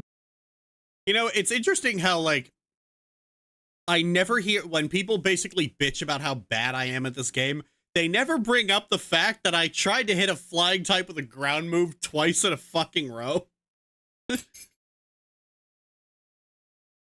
Like, they never do that. Like, I tried to hit a flying type with Mud Slap twice before cluing in. God! I'm so fucking stupid! You like, did something I throw insane. shade at my own ability to play this game so much in this fucking video. And some people still act like it's a, like, oh, well, you see, the real reason this video is the way it is because she doesn't understand it. Like, no, I understand it. I'm just not paying attention.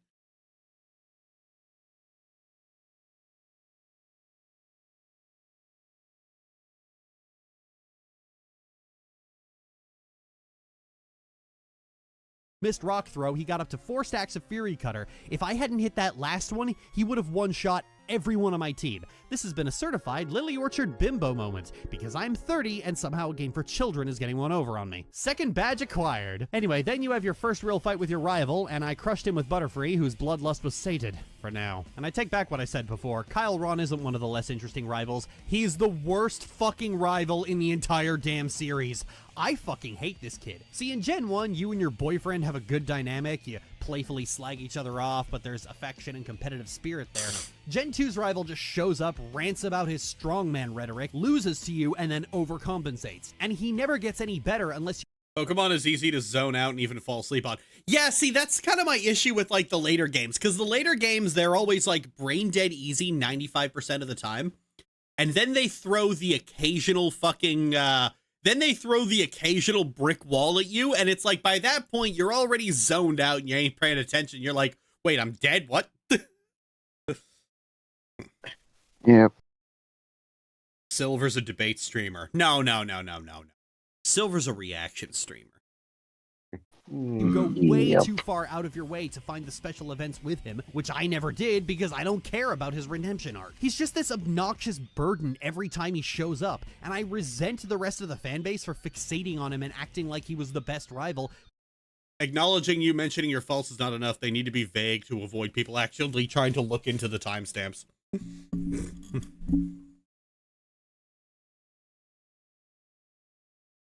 Just because he was broody and emo. That's the only reason you like this guy, because he was emo, and that's what you think good writing is. Silver and Hop are fundamentally the same character, it's just that one of them is superficially emo and the other isn't. Fuck Silver. Okay, so Goldenrod City is packed to the gills with things to do. It's almost insane. There are a mountain of daily events here, tons of nooks and crannies all over the place. I think there's more stuff in Goldenrod than any other city in any other game. Unfortunately, I'm not going to do any of it because 16 years of being tortured and tormented by World of Warcraft has meant that your daily quests can fuck right off. This is where we brush up against the core philosophy of Gen 2. See, a common complaint about Gen 2 is the level curve. While Pokemon and trainers remain at a low level, but there isn't enough XP to keep an entire team even as a result. But the truth of the matter is that there is enough XP, it's just that it's not immediately apparent. You know all those trainers asking for your phone number to rematch and how the game is laid out in such a way that it's easier to backtrack to certain areas? Yeah, there it is. All those areas you missed and didn't come back to later, there it is. See, these games weren't designed to be played by a progression-minded player who's just trying to record for silly internet video. They were designed for a handheld system that you could take anywhere, being used by children who had entire lunch hours, afternoons, and weekends to fuck around and find out. When you were a kid, you didn't have this problem because you went back to check out the rest of Union Cave once you got surfed, or explored Mount Mortar,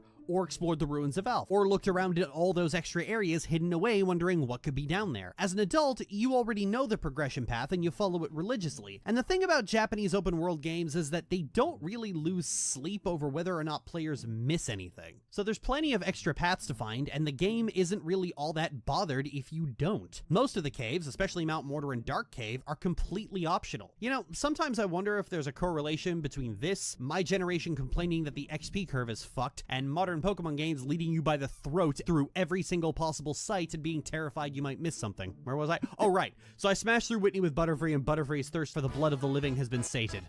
For now. Third badge acquired. But wait, I thought Whitney was super hard and Butterfree has a 4x weakness to fucking sleep powder and flash, guys. This isn't rocket science. In Ecruteak City, you can't actually go to the gym without doing the side quest first. You know, just like Azalea Town.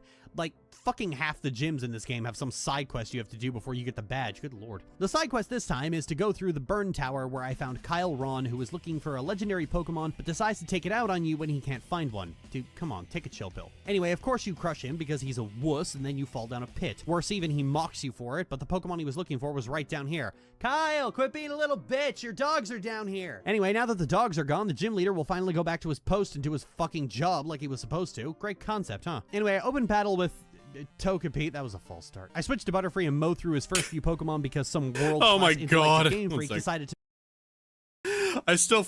They're cats, actually. Fuck you, they're dogs. I love the fact it's like, I opened battle with Togepi. That was a false start. I had so many false starts in the fucking game. It was like, this is the fun part. Gen 2 is the generation I lost the most fights on. Because I just kept throwing the wrong fucking Pokemon out. Like, I wiped on Lance like 4 goddamn times. Oh my god, I've done that before. Oh, and it fucking hurts because you're like, I'm ready. And then, oh no, I sent out my weakest Pokemon that I was trying to grind up. God damn it, I was an idiot. Lance was the worst one because, like, I was actually getting really fucking pissed off because by this point I was so sick of Gen 2, I wanted it to be over. And that's what I realized I have a golem, and all of Lance's Pokemon are weak to rock in some way because they're all flying type. And I was like, fuck. I hadn't realized that, and I was so angry with myself.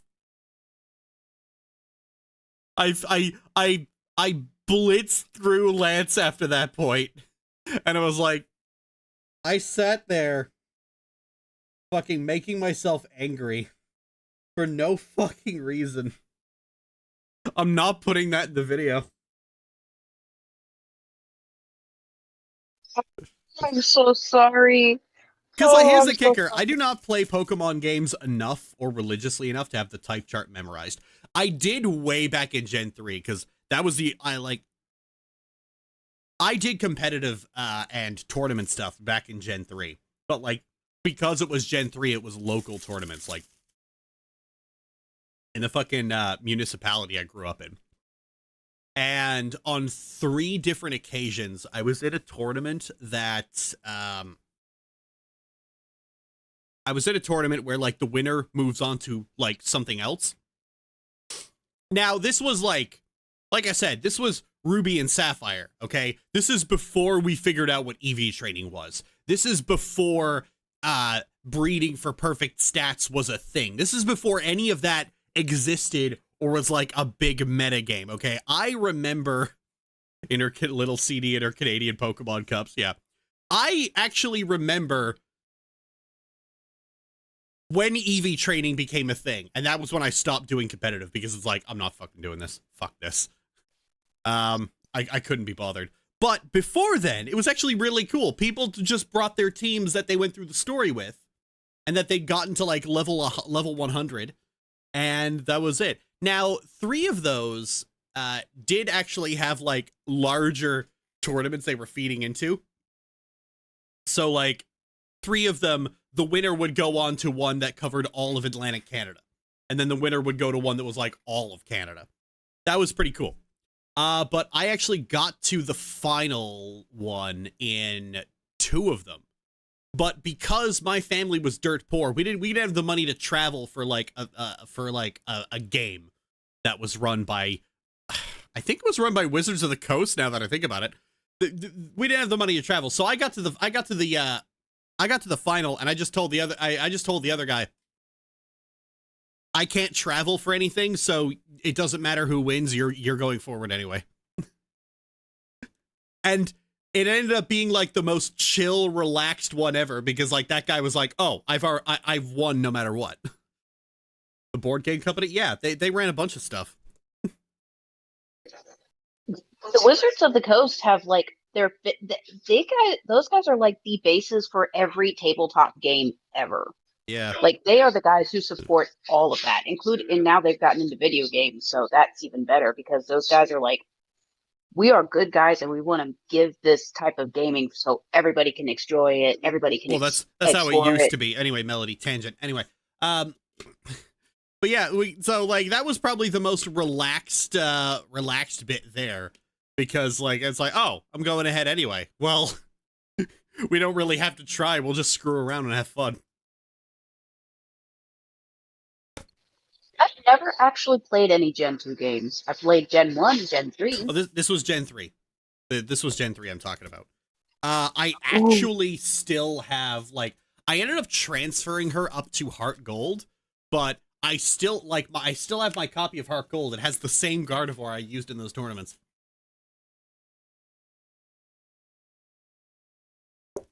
Nice. Very nice. Yeah. It's fun. I did try to keep doing it after, like, EV training became a thing, and it was like, what the hell? Why is everybody one-shotting now? Oh yeah, it's EV training. It's the thing people figured out. Oh, so I ended up looking it up. It's like, oh, that sounds like actual hell. Fuck this. The OG, yeah.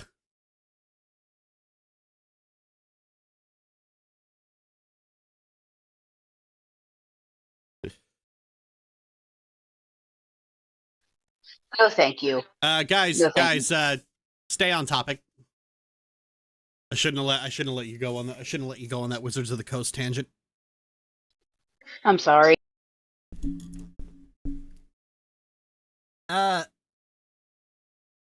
Yeah, that was a that was like a genuinely fun experience. Hey, one of the few fun things about being 14. Fuck, actually, was I 14?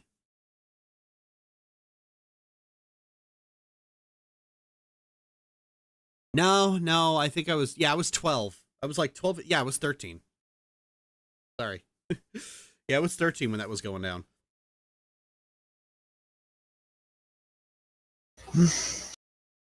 Fucking job like he was supposed to. Great concept, huh? Anyway, I opened battle with Togepi. That was a false start. I switched to Butterfree and Mow through his first few Pokemon because some world-class intellectic Game Freak decided to make most of the ghost types weak to Psychic, and most of them have the move that cuts their health in half at the start anyway. Good job, Morty. It's even better because you don't take damage from Curse on the turn you knock the opponent out, so I got 2 free nukes on them without taking a scratch. And Curse is a volatile status effect, which means it's removed if you switch out. It sure would suck if I switched out into a normal type who was immune to Shadow Ball, wouldn't it? Fucking ghost types, I swear. Gengar's main strategy is to use Hypnosis and then Dream Eater. He will always use Dream Eater if the opponent is asleep, meaning you can switch out to a Pokemon that isn't to make it fail. And with Hypnosis having a less than perfect accuracy, you can effectively dance into a miss as much as you like. This actually makes Gengar something of a pushover. An even better approach is to use a normal type that's paralyzed, meaning they can't be put to sleep and can't be damaged by any other move, making Gengar a sitting duck. This is what I love about Yeah, if you go into this with like a normal type who's paralyzed, Gengar can't touch you. Gen 2, you can just bend the game over your knee and beat it until it cries. 4th badge acquired. Coming into Olivine, we have another fucking side quest. Jasmine is up at the lighthouse taking care of a sick Ampharos, and I need to go across the ocean to get the medicine because apparently Olivine City doesn't have a single runner or ferry going to an island-locked town just 10 minutes across the sea, despite the fact that it's Johto's main harbor with a ship going to fucking Kanto. Fine, whatever. Sail across the ocean, pick up your damn medicine. Hey, I might as well get the badge while I'm... Oh, stupid me. You need strength in this gym, and I didn't get it. This is what I mean. The HMs are all just lying and... Real actual story. I didn't make this up for a bit. I got in here, I moved up, and I literally stopped once I saw the boulders. I was like, fuck! Strength is back in Olivine, and I didn't pick it up! The equivalent of getting to your car and realizing you forgot your keys. It was a big laugh because, like, I wasn't streaming when I did this, but I was in a fucking voice call with, Michaela,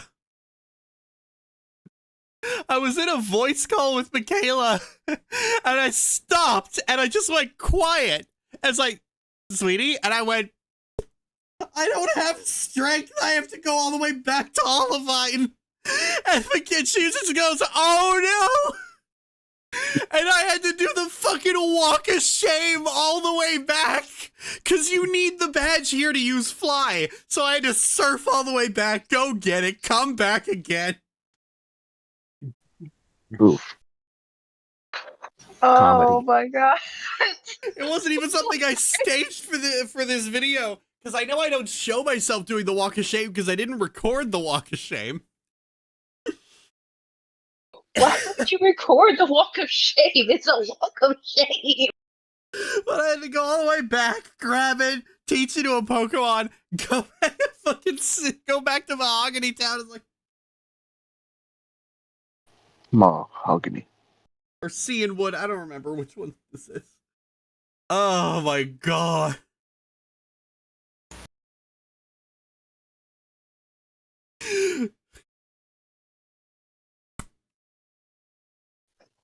To get to the drive of shame back to your house after you forgot your school laptop at home. Oh yeah, that's... Ah, dang it. I forgot to buy milk. That's even funnier than I thought. I feel pity and laughter at the same time. Well, yeah, you literally see me stop. Random places and get the badge while I'm... Oh, stupid me. You need strength in this gym, and I didn't get... I'm just standing there staring at it like I didn't even freeze frame this. This isn't this isn't a freeze frame. I literally just moved forward, stopped, and I just stood there. Cause like in reality, I'm like fucking flagellating myself with McKay.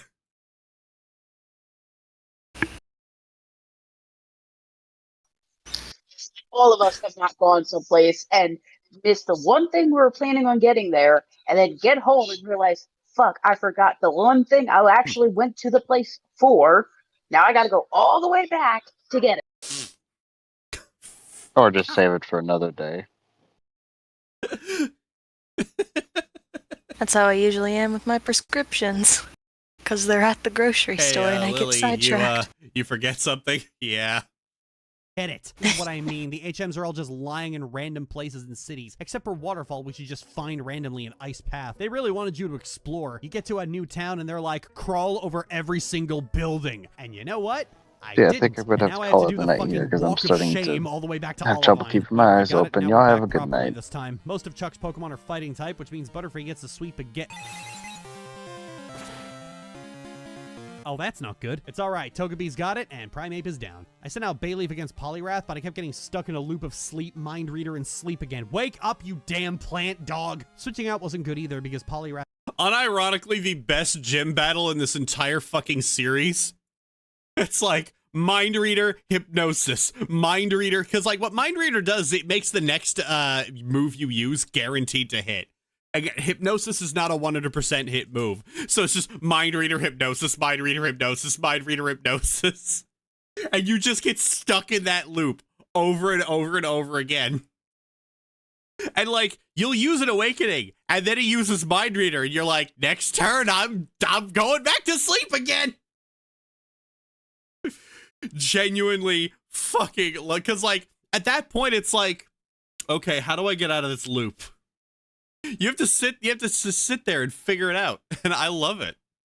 was faster and would just keep doing the loop of Mind Reader and Hypnosis. In better games, you can loop AI to your advantage. Here, it just fucks you over, and he keeps using Hypnosis. Whatever, I decided to take the coward's way out, and that was to keep healing until he ran out of power points. By some miracle, bringing out Bayleaf again got him to miss twice with Hypnosis. Nice! But then he hit me with the third one. Aww. But eventually, I won the stalling war because Bayleaf is bulky as shit, and definitely not because I had him hooked up to an IV full of potions. 5th badge acquired. So I got the medicine to Amphi and convinced Jasmine to do her job, and so we're right back into another gym battle. This is where the game falls apart a bit. You see, once you finish Ecruteak City, you have the choice of where to go next. You can do the Olivine, Cianwood, and Mahogany Town storylines and their respective gyms in any order you want, but you have to do all of them. Because you can do them in any order, they're all relatively the same power-wise. This is that infamous level curve people talk about, because once you reach this point, progression just sort of stops. Wild Pokemon remain around level 15, trainers have around level 20, and the gym leaders have Pokemon in their 30s for 3 gyms until you have 7 badges.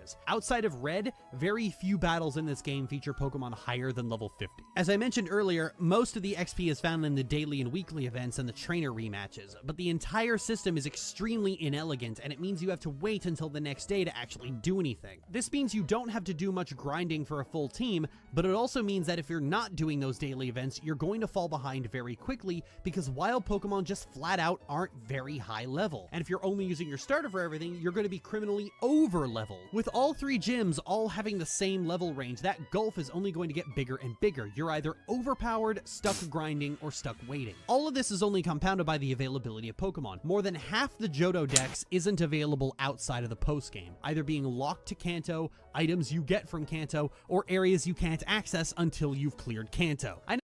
I spent a long time complaining about this, and I had like one of those little like I had one of those reply bitches just like complain like, well, there's still good Pokemon, just catch the legendaries. I'm like, okay, well, 1, legendaries are for losers.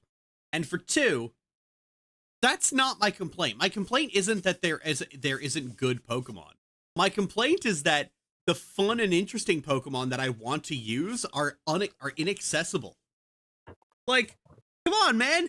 Octillery's in this game. Why can't I use Octillery?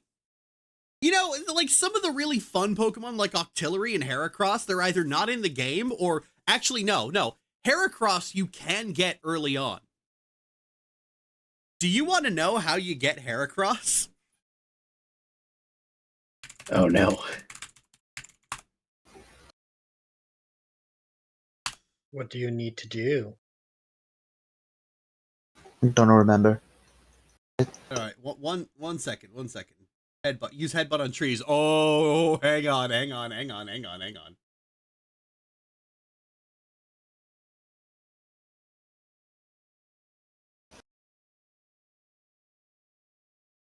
Okay. So, on certain routes, you can get Heracross by headbutting a tree. However, it is only one of these trees has Heracross in it per route. Which tree that is determined by your player ID and your secret ID.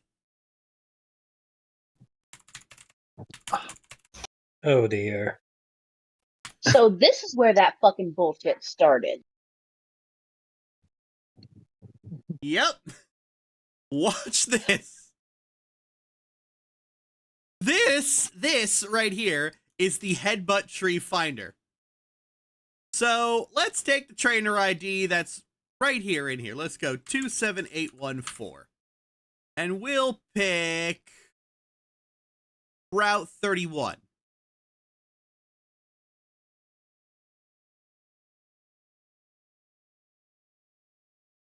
So, the rare headbutt tree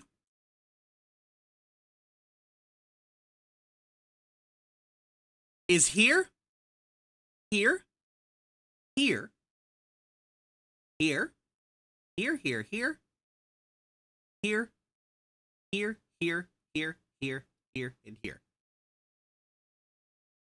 The headbutt trees are sorted into normal and rare. And Heracross is in the rare trees. So if we look here, yeah. In the normal trees have an 80% chance of a Spearow and a 20% chance of an Apom. The rare trees have a 50% chance of a Spearow, a 20% chance of an Apom, and a 30% chance of Heracross. Now, if I change my trainer ID to literally anything else, the trees change.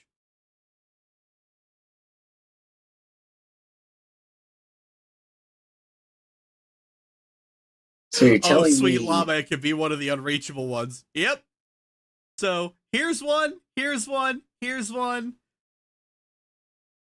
So if you don't have a tool like this, remember, Heracross is only like a 30%, and you get Spearow and Apom in both, which means if you want to look for Heracross, you have to check. If you don't have a tool like this, you have to check every single fucking tree at least 20 times. Every single. Ew. That's how you find. Had... That's how you find yourself a Heracross. They designed like, that's a the kicker. Like, seed-based... the normal and rare trees, they have the same two Pokemon in it. There's just the added Heracross. Which means if you want yourself a like, you could be at the rare tree. You could be headbutting away at the rare tree and you don't know it because it has the same two Pokemon in it. This is the video. This is what it looks like when a video game is gaslighting you. They designed a seed-based random tree drop generation, but they could not have the foresight to install a system that once you collect a badge from one of those, 3 gyms you have to do in any order but optional, to just increase the levels of those other gyms after you complete a badge for them. We're talking about headbutt trees at the moment. I know, That is absurd. I'm saying, that is like, literally banging your head against a wall as a mechanic. Yeah, it fucking is. That's banging your head against a wall as a mechanic. Like, I didn't go into this because I was utterly convinced if I did talk about this that people would think I was lying. Like, Lily, you're making that up. There's no way. Nope, it is. Considering Nope, one of it's my all favorite true. Pokemon. You have any fucking idea how much of a nightmare something like this is to code? That's what I was pointing that out. Like, they designed that they coded that in, but instead of doing something like increasing the levels of the gyms when you complete a badge, which I presume would have been simpler. You can just say gym level scaling. Yes, that sounds right for getting a beetle like Heracross. This is the dumbest fucking thing in Pokemon. Unironic, like, no contest. This is honestly slightly worse than Feebas. At least Feebas can't be out of bounds. Yeah. Well, God, some of the rare trees are straight up out of bounds. Why are you like this? Game Freak! Why? Why? Game Freak, explain! Every Pokemon game is personalized, unfortunately. And we mean that in a derogatory way. I remember I don't know if hell that's just Slav a or couple of minutes ago yes. when I first mentioned that, like, no, it's in a very specific tree that is determined by your player ID, and Autumn Dasher goes, what?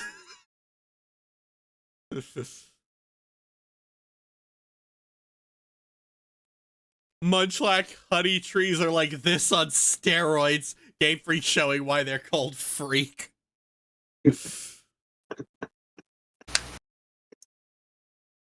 No, Tamahiro recently put out a video defending this decision as it made some Pokemon rare and desirable through their scarcity, but here's a big problem with that. Johto's actually good Pokemon not being available until well into the post-game turns them into trophies rather than actual Pokemon. Once you get a Misdreavus, there is nothing left to do. Once you get a Houndour, you're 95% of the way through the post-game with only red in your way. Same with Larvitar. So many actually good Pokemon stuck in a part of the game where once you get them, there is nothing left to actually do with them other than erase them by starting a new game. This might sound fine for trophy hunters out there, but if you're someone for whom, say, Houndoom is your favorite Pokemon, this is actually garbage design. Sure, it might make Houndoom more special and exclusive and give it more value to make it so rare, but is that fun? No, it's not. And value can fuck off if it makes the game less fun. This is why only pathetic sacks of shit think shiny Pokemon have any actual value. They're such a pain in the ass to get that most people just won't bother, and not bothering is the smart decision. Value is entirely subjective, and while you might need scarcity to make Tyranitar more valuable, people for whom Tyranitar is their favorite Pokemon aren't so capitalist in mindset, and artificially depriving them of their favorite Pokemon is actually the worst decision a Pokemon game could ever make. I know I would hate it if a Pokemon game withheld Gardevoir from me until the post-game, and several of them have done just that. When you have a game series like this where the actual value of individual Pokemon is so subjective, artificially withholding many of those Pokemon is just punishing the people who dared to actually like them. Just for comparison, the variety to make a few realize that no, hello, the gym is blocked in Felix. Hello, Steve. Available in Crystal version at all. Thanks, fuckers. Anyway, Olivine, Steel-type gym. Hello, Graveler. Say hello to Magnemite. Hello, Magnemite. Now say hello to Steelix. Hello,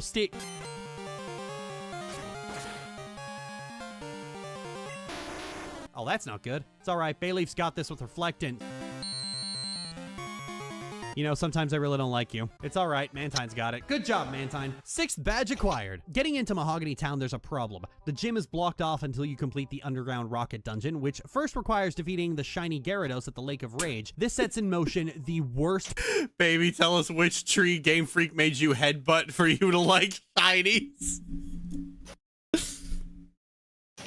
part of the damn game. I hope you like rocket fights because— Oh, yeah. Imagine shiny hunting a Heracross. Oh, no.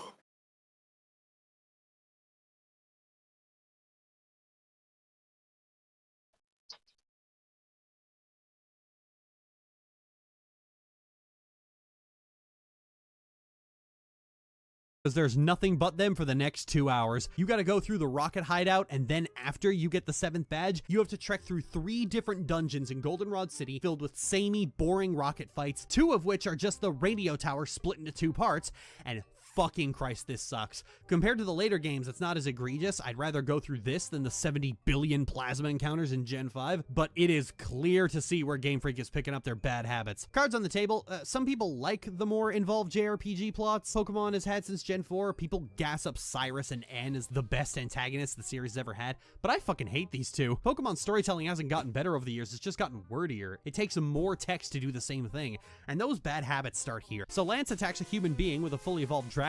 Are we the baddies? And we descend into the rocket hideout. One workaround of the alarm system later, and we're at the bottom level. We need 2 passwords to open the door to the executive's office to get the real password for the generator, and then we destroy the electrode. If I'm breezing through this, it's because it's really not that interesting. So the Mahogany Gym is themed around ice, and the puzzle is a sliding ice puzzle. Basically, you have to find the one roundabout route that takes you to the gym leader, going through as many trainers as possible, so thanks for that, Game Freak. I mentioned before about the endurance inherent to dungeons, and I feel Mahogany Gym manages to get this vibe down better than most, because it's actually a pain in the ass to get back out and back in again, so going back to the Pokemon Center to heal is at least somewhat discouraged. Anyway, time for Price. His first Pokemon is Seal, which is actually a water type, so eat leaves, and then comes Dugong, another water type, so more leaves. Price, you're getting your ass kicked by the type you're supposed to be good against. Step it up, old man. He sends out Piloswine, and I body it with a couple of flamethrowers. No big deal, no Lily Orchard bimbo moments today. 7th badge acquired.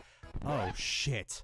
Oh, that means I have to. So Team Rocket is broadcasting a message on public radio demanding that Giovanni come back. Come on, baby, it'll be different this time. So I arrived at the Rocket Tower to find that it was infested with Team Rocket. Oh no! And they've taken the boss of the radio tower hostage. Oh no! And hid him in the basement of the mall behind a locked door and a button puzzle. Oh no! Wait, the mall has that? Why? Like, forget Team Rocket. Who the fuck put a button combination puzzle on the loading zone of a mall? Do you hate dock workers that much? What Amazon warehouse bullshit is this? Okay, so once you get the radio manager out, you have to go back through the lock gate to his office to beat up the executive. All of this takes place amidst an hour of tedious battles with the same grunts who all have the same Pokemon, and fucking kill me now. Team Rocket was fun in the last game, but as I mentioned before, they're so pathetic and sad and in denial, I almost feel bad for fighting them. And the fact that every fight is a dull slog only makes fighting them worse. I don't just feel bad for them, I resent them for being so in denial that they're getting in the way of the game. Which, in a sick and twisted way, is pretty dark storytelling. But it's Pokemon. I don't want to beat up people who are clearly depressed. This is the same problem World of Warcraft had recently. I don't want to beat up someone who doesn't deserve it. Anyway, in return for all that, you're given the Clear Bell, an item that lets you encounter Suicune in Tin Tower. Could I have a real reward, please? Okay, so there's one more thing to do before I get the last badge that's unique to Crystal. You need to go to Tin Tower and have a scripted encounter with the Box Legendary. Oh boy, I sure hope they don't overuse this plot point in literally every single game after this. That'd really suck. Oh, but you can't just go through. No, that would be simple. Instead, you need to battle the 3 sages before they will let you through. Anyway, I crushed them and shattered their faith and went on to the dogs. 2 of them ran away and Suicune challenged me. And I killed it because Legos are boring. No, really, I don't think I've actually caught a non-mandatory legendary in a long time. You've seen, or however you pronounce it, gamers at me about how great and special Suicune is, and now we can go. Between Mahogany Town and Blackthorn City is Ice Path, a dungeon filled with movement puzzles. I actually think Ice Path is one of the more interesting dungeons, and not just because it has a unique tile set in Crystal, but because the strength and movement puzzles are a lot more interesting than just push boulder onto button. Furthermore, it follows my thing about good dungeon design. Because there's so much movement and puzzle solving, there are virtually no trainers here harassing you and getting in your way, and while Pokemon encounters don't happen on the ice tiles, this means 100% of your focus is spent on navigating the terrain. Ice Path, best dungeon in the entire game for this reason alone. Like, they were just like, okay, we have a core idea for a puzzle dungeon, and we're just gonna push it to its maximum. Excellent. Really does feel like a dangerous cave you need to be careful in. Making it to Blackthorn City, I made a beeline straight for the gym. Blackthorn uses dragon types, of which there are only about 4 in the game: Dratini, Dragonair, Dragonite, and Kingdra. They're also supplemented with Horsey and Seadra as well. As you can see, not many Gen 2 Pokemon. This is a complaint of Gen 2 as a whole, in that half the new roster has to take a back seat, especially where gyms are concerned. The fight with Claire starts with Dragonair, but she paralyzes Butterfree and then gets in a crit slam. What the hell? Fine, Golem's got this. Don't worry, Butterfree, I still love you. But then she pulls out a second Dragonair who freezes my Golem. You're just being mean at this point. So I brought out Mantine, and looking at his moveset, can you guess which move I decided to use against the Dragon-type Pokemon? That's right, it was Surf. It's alright, I won anyway, no harm done. And then there's a third Dragonair. You have 3. Why do you have 3? Fine, Ice Beam this one too.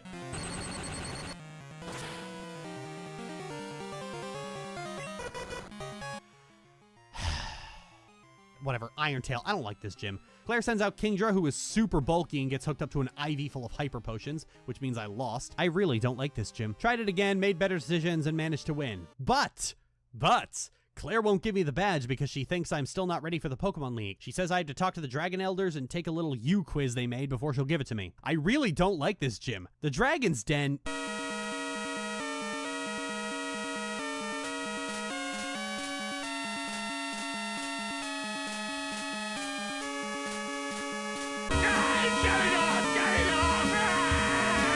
Oh, this music's gonna be the end of me. The Game Boy speaker really struggles with some tracks, and this Oh, this is torture. I actually always wondered what would happen if you got any of the questions wrong, but it turns out he just says, huh? Didn't catch that? And makes you answer again, and the only penalty is that the Dratini you get doesn't have extreme speed. Oh no, if only I liked Dragonite and wasn't quite so good at alienating people. You fucking heard me, old man. Eventually, I gave up my stubborn insistence on being difficult and gave him the answers he wanted to hear, and then he lectured his granddaughter to give me the badge. 8th badge acquired. Well, that was an ordeal and a half. Crazy thing, this time Victory Road is actually a road. Okay. Everything about Blackthorn City is like such an anticlimax. Like, I guess on reflection, it makes sense that she withholds the badge and makes you go through go through the Dragon's Den, because like, without it, Blackthorn City just doesn't have a side quest. And like, they all have a side quest. So it's just obligation at that point. It also appears that they still have not hired audio editors by this game. Oh god. The Dragon's Den music. Horrible. Most of the route is an overworld area, with the only major cave being mercifully short. You have to travel to Kanto along this winding route through Mount Silver that culminates in a small tunnel with— ah, crap. I have to have one more fight with Kyle Ron, who I'm realizing just a little bit too late that I should have named Hunter. I bully him and he just doubles down. Whatever, I didn't like you anyway. The Gen 2 Elite Four is slightly different this time around. We have Will, Koga, Karen, and the one we don't talk about using Psychic, Poison, Dark, and Fighting. Will's up first, and thankfully Psychic types still have the— whatever, I didn't like you anyway. The Gen 2 Elite Four is slightly different this time around. We have Will, Koga, Karen, and the one we— I have way too many fucking jokes in here. What a random assortment of characters we have here. Will, Koga, Karen, and the one we don't talk about. Like, how did I get a joke about that old, that like fucking terrible movie from the early 2000s and Encanto at the same time?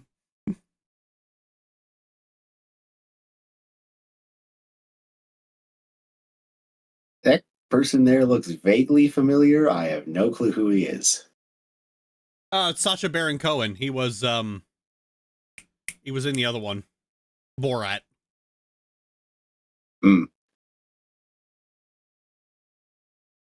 His sense of humor is impeccable.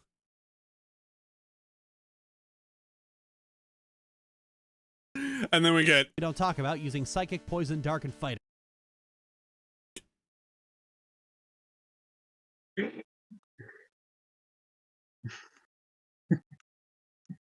I remember like Gen 8 came around when people were still they were still at the point of like every new starter. It was like, you better not be firefighting.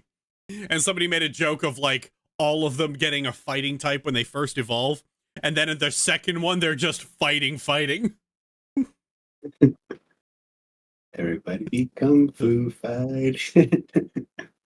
Will's up first, and thankfully Psychic types still have the same fatal flaw in this gen that they had in Gen 1 of being vulnerable to physical attacks. Even better, Will has 2 Xatu who are weak to rock, so Golem's on point here, but his Executor got off a cheeky little Reflect, the asshole. But his Pokemon are also weak to fire, so we're all good. I caught Slowbro in an Encore trap and then crunched his special defense before blasting him with Razor Leaf. His last Xatu caught me at a really bad string of confusion, but luckily for me, Meganium is bulky as crap. Probably noticing that this time around my Pokemon are a lot more bulky and defensive. This is because Gen 2 is extremely stingy with Pokemon XP and moves, and so high defense is the most reliable strategy to get through painlessly unless you're just spamming Typhlosion. It's also why I kept Togepi and why I got both Chikorita and Geodude. Going into Koga, his Pokemon are mostly Poison and Bug. I thought this would mean I'd need Butterfree and Togepi. Yeah, I was really running the bulk in this one, wasn't I? Like, I was using glass cannons in every other generation, but this time it was just like, all right, we're running 6 tanks for a normal mode. I think we call it Blitzkrieg. But Golem just swept the competition. So now I'm going into Silenzio Bruno. Namely, Butterfree's on point to humiliate him the same way I did last time. Psychic and Solar Beam. I may have hit a Solar Beam where I meant to Psychic, but it's all good. At least until Machamp got off that cheeky little rock slide. Butterfree will have her vengeance. It's okay, I have an extra. Moving on to Karen, I have a fighting type, so I tried just spamming Submission to come out on top. But sadly, the reality of what Submission means meant that wasn't going to work. But it's fine. Togetic and Golem picked up the slack. On to Lance, my second least favorite, so I tried just spamming Submission to come out on top, but sadly the reality It's really, like, yes, I really did feel the need to inflict this on everybody.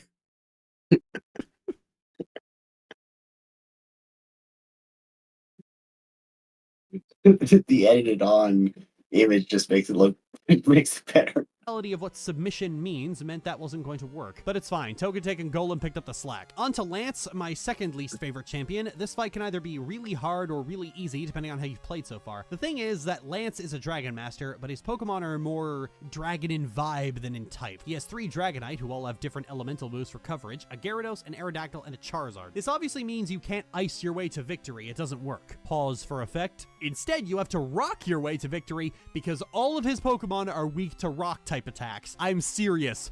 All of them. And your only threat is Blizzard from 1 Dragonite. Once it's out of the picture, you're in the clear. A little bit anticlimactic now that I think about it. Yeah, so, I'm gonna be honest here. I'm not a fan. While it is ultimately Gen 1 but with more stuff, Gen 2 is completely hamstrung by its extremely stingy offerings of Pokemon. All the fun Pokemon are locked away in the post-game. That's not where they should be. They should be here in the main game. That's how Lance, the last the Flying one works. Master. That's how every gen works. It makes absolutely no sense to make 100 new Pokemon and then take all the cool ones and seal them off in the post-game. Follow me on this. In Generation 1, how many Pokemon are in Cerulean Cave that you can't acquire anywhere else in the game? 1. Mewtwo.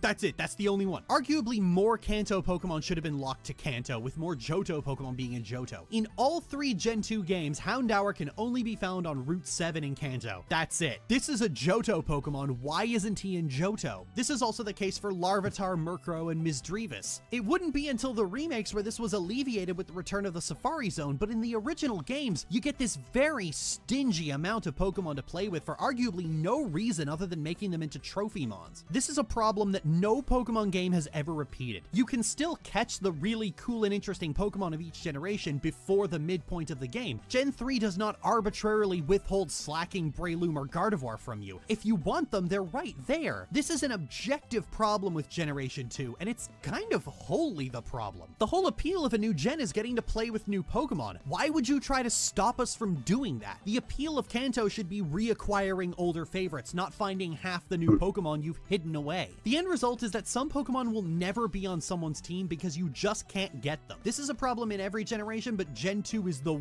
worst offender here, and I think that's significant enough to warrant a very harsh criticism. It is because of that, Gen 2 does not even come close to eclipsing its predecessor. It might be the only flaw with the generation, but it is a big one, and it's telling that this was not something they would ever repeat.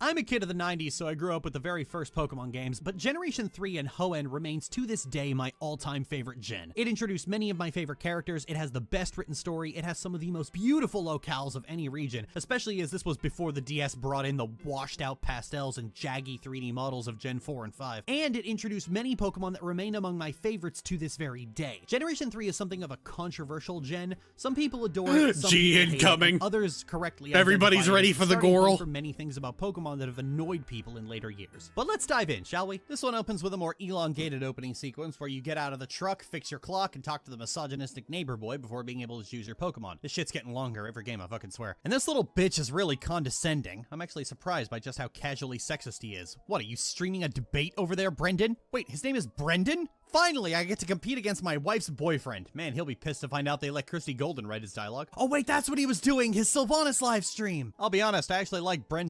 People got on my case for this joke, but we actually cleared this with him before we went and did it. Yeah. More than Silver. I think Brendan is one of my favorite rivals because while he is casually sexist, he's not trying super hard to be your friend or trying super hard to slag you off. Sure, his sexism does irritate me, but in a good way, where it's all the more fun to beat his Pokemon into the dirt, and he gets salty when he loses later on, which is just great. And it's probably Birch's fault he's like this anyway. I eventually found Professor Birch being savaged by a raccoon, and understandable, those things have rabies, you need to kill them on sight. So to do that, I chose Trico, because it's correct. And then Birch says that I pulled it off with aplomb. A plum? Well, that's just charming dialogue. Anyway, he tells me I should go meet my Metamore, and I already have. He's a much nicer guy than Nintendo seems to think he is. Seriously, Poet, you don't deserve this shit you're getting from me. So he challenges me to a fight, and it's no contest because I went and bought 5 potions before the fight because honor means nothing to a corpse. And so Birch gave me a Pokedex and tells me to go fill it, and so far, so stand. Come on, Trico, we're going on an adventure. As soon as I catch myself a baby, if you thought I wasn't going to, you don't know me very well, I named her G. Okay, so one problem with the Gen 3 games is that the routes are either really, really long or really, really short. The next town is always either 5... We has celery, friend! Woo! Yay! Steps over or way off in Russia. The older games had this problem too, but it's a while until you reach the properly long routes. 3 badges in, actually. The other games had Mount Moon, Union Cave, Viridian, and Ilex Forest all before your 3rd badge. The most Gen 3 has is a bridge. It's a nice bridge, I'll give you that. Anyway, I get to Petalburg and talk to my dad. Hey dad, been a while. As you can see, I changed my entire gender. He gives me this small, sickly boy named Wally and asks me to teach him how to catch Pokemon. I think this might be the most elegant implementation of the catching tutorial. Now you're the more experienced trainer helping the kid. That's very wholesome. I love Wally. Also, he catches a Ralts. The boy has good taste. That is the friend Pokemon. I think this might be the most elegant implementation of the catching tutorial. Now you're the more experienced trainer helping the kid. That's very wholesome. I love Wally. The little Ralts just like peeking out of the bottom of your frame. Amazing. Literally, is there such a thing as a bad drawing of Ralts? Like, Ralts is absolutely the most precious little bean.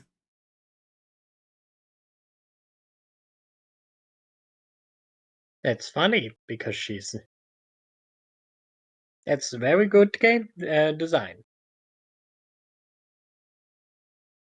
Like, it made a little baby with a bowl cut that covers her eyes. Also, he catches a Ralts. The boy has good taste. That is the friend Pokemon. So I took G out for some training and some world-class intellect, decided that Ralts doesn't learn confusion until level 6, so I have to switch train the way there. It's alright, I have a Gecko. Also, those rich kids can fuck off. It's here we meet our first Team Aqua Grunt, who's trying to mug a businessman. And let me tell you, I was conflicted here. I mean, he's a capitalist. I have to let him suffer. But I can't progress until I help him. I see what you're about, Nintendo. So the first thing to do in Rustboro is actually run right past Rustboro to the Rusturf Tunnel, where another Aqua Grunt has mugged an old man and fled into an incomplete tunnel. That was a very bad mistake, and I'm about to carve the lesson into his flesh. Except I'm not, because I fucked up the sequence and he wasn't here. So I had to go back and do everything else first. Let's just cut this part out. So Roxanne is a Rock-type gym leader. Is there something about Rock that makes it an ideal first gym? Fucking 3 games use it. Anyway, the thing is that Rock is weak to grass, so... Oh, fuck, I just remembered. Roxanne's a school teacher.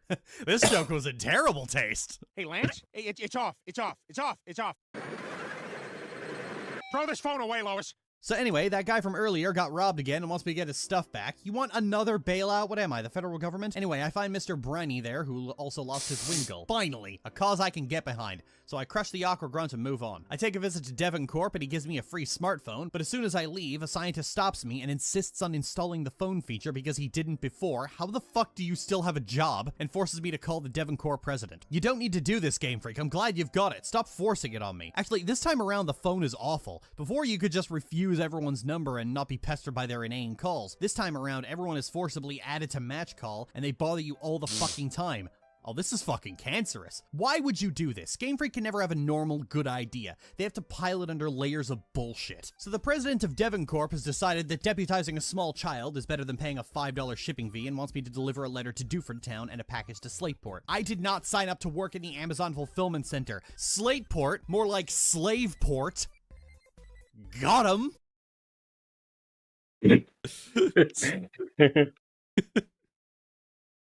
It's just stupid fucking joke.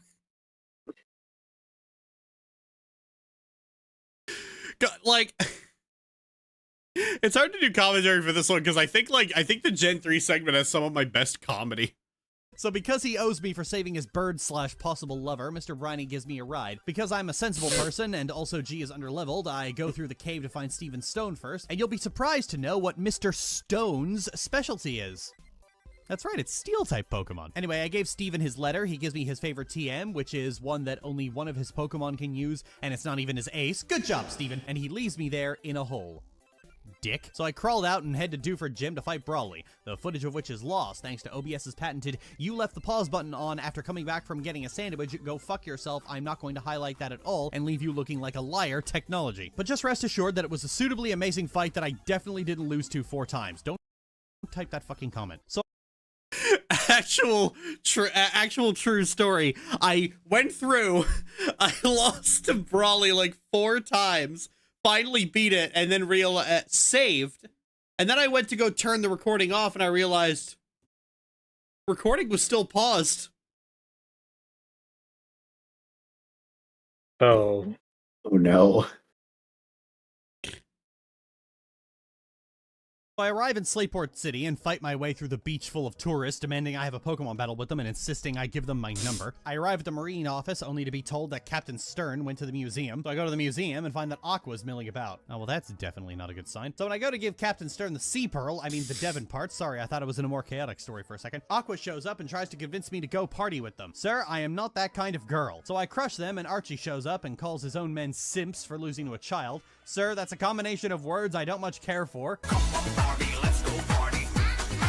Graham. Archie thinks I'm part of Team Magma, which I found quite insulting, honestly. Do I look like I hang out in a volcano to you? On second thought, don't answer that. He says I will rue the day I stood in the way of his plans, and then just gives up and leaves. What a good sport. I find the Aqua Grunt I beat up in the forest in Rusturf Tunnel, and he's apparently so traumatized he gives me a free TM and begs me not to hurt him. Did I just mug that guy? It's so funny. Like, you run into the Aqua Grunt you first encountered in the forest, and it's like, oh fuck, please don't hurt me, I'll give you anything you want.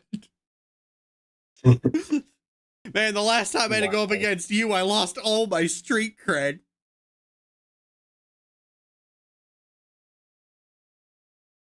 I run into Birch on the next route, who asks where Brendan is. Well, in my experience, he's either with my wife or... Please don't hurt me, take my mixtape. I'm pretty sure that's just called the dubious disc.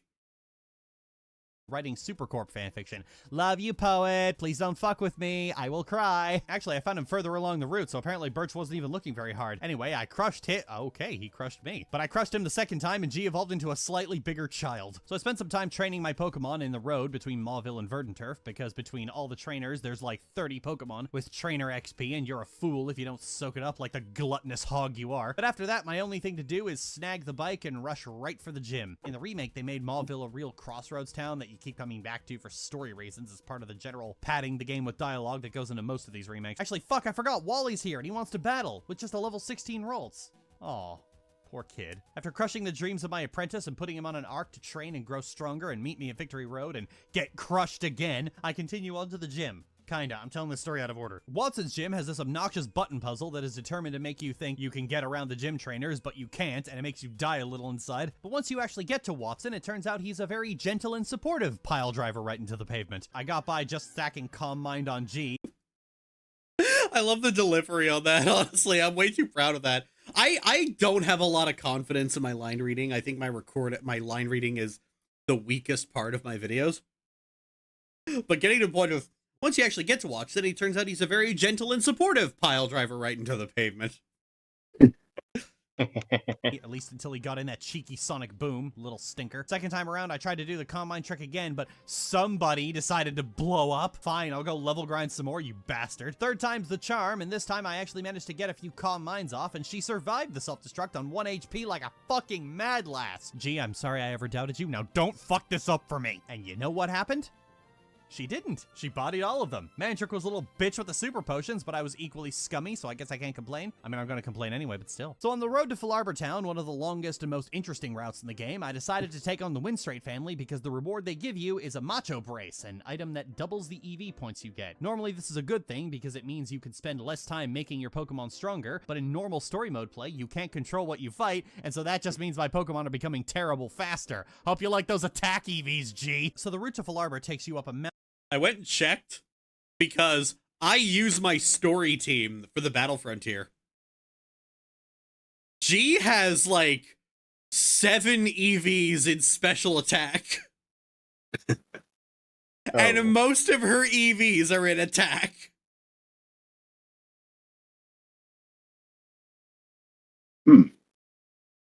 Mountain, through a fiery cave, and out another long path that leads up to a rest house, and then through an ash field before finally reaching Falarbor Town. What the fuck? That's like 4 environment changes on one route. That's not even counting the desert, which is completely optional and unlocked later as a shortcut back to Mauville, if you don't feel like going through the rest of Meteor Falls. Remember what I said earlier about how some of the routes in this game are really long and really interesting? There's another one later after we get Badge 5, but this is some really cool environment design here. Almost makes sense that the cable car and desert aren't accessible, because otherwise you'd miss out on this really good good route and tons of experience. The Ashlands themselves are probably the most unique area in the entire franchise, and you can pick up little puffs of dirt to make flutes with. Well, this is delightful. Once we make it through the Ashlands and get to Flarbor Town, the first thing to do is run immediately past Flarbor Town and over to Meteor Falls. On the way there, G evolved into Gardevoir, and now I have a walking nuke for a best friend. Nothing can hurt me now, except the dark. Man, some people got on my case for this image in particular. But it's really funny. She's just trying to take a nap and she's mad at you for disturbing her. Cat energy. This is like when you walk into someone's house and you just see that they've got a pit bull on the couch. She's just vibing. Yeah. She's being a cat. Yeah, she does. Yeah, in Madhouse, G did kind of have cat energy. Snuggly celery. I use this image multiple times in this video, and I fucking love it. I love the not giving a fuck cat energy on here.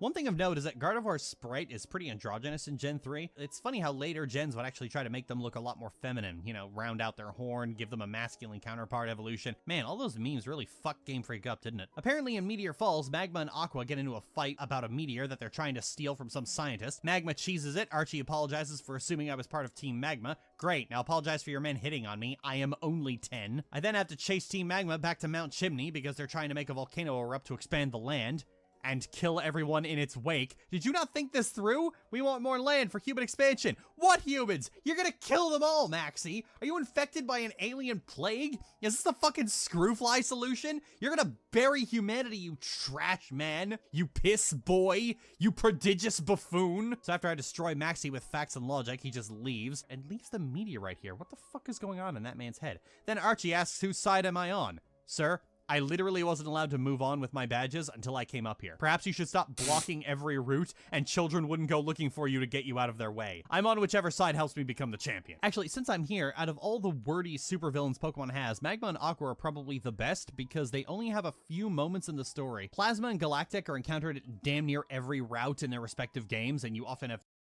I adore just how much of a pack of stupid motherfuckers these two are. It is unequivocally the dumbest shit I have ever seen in one of these games, and yet every time it gets this big smile on my face.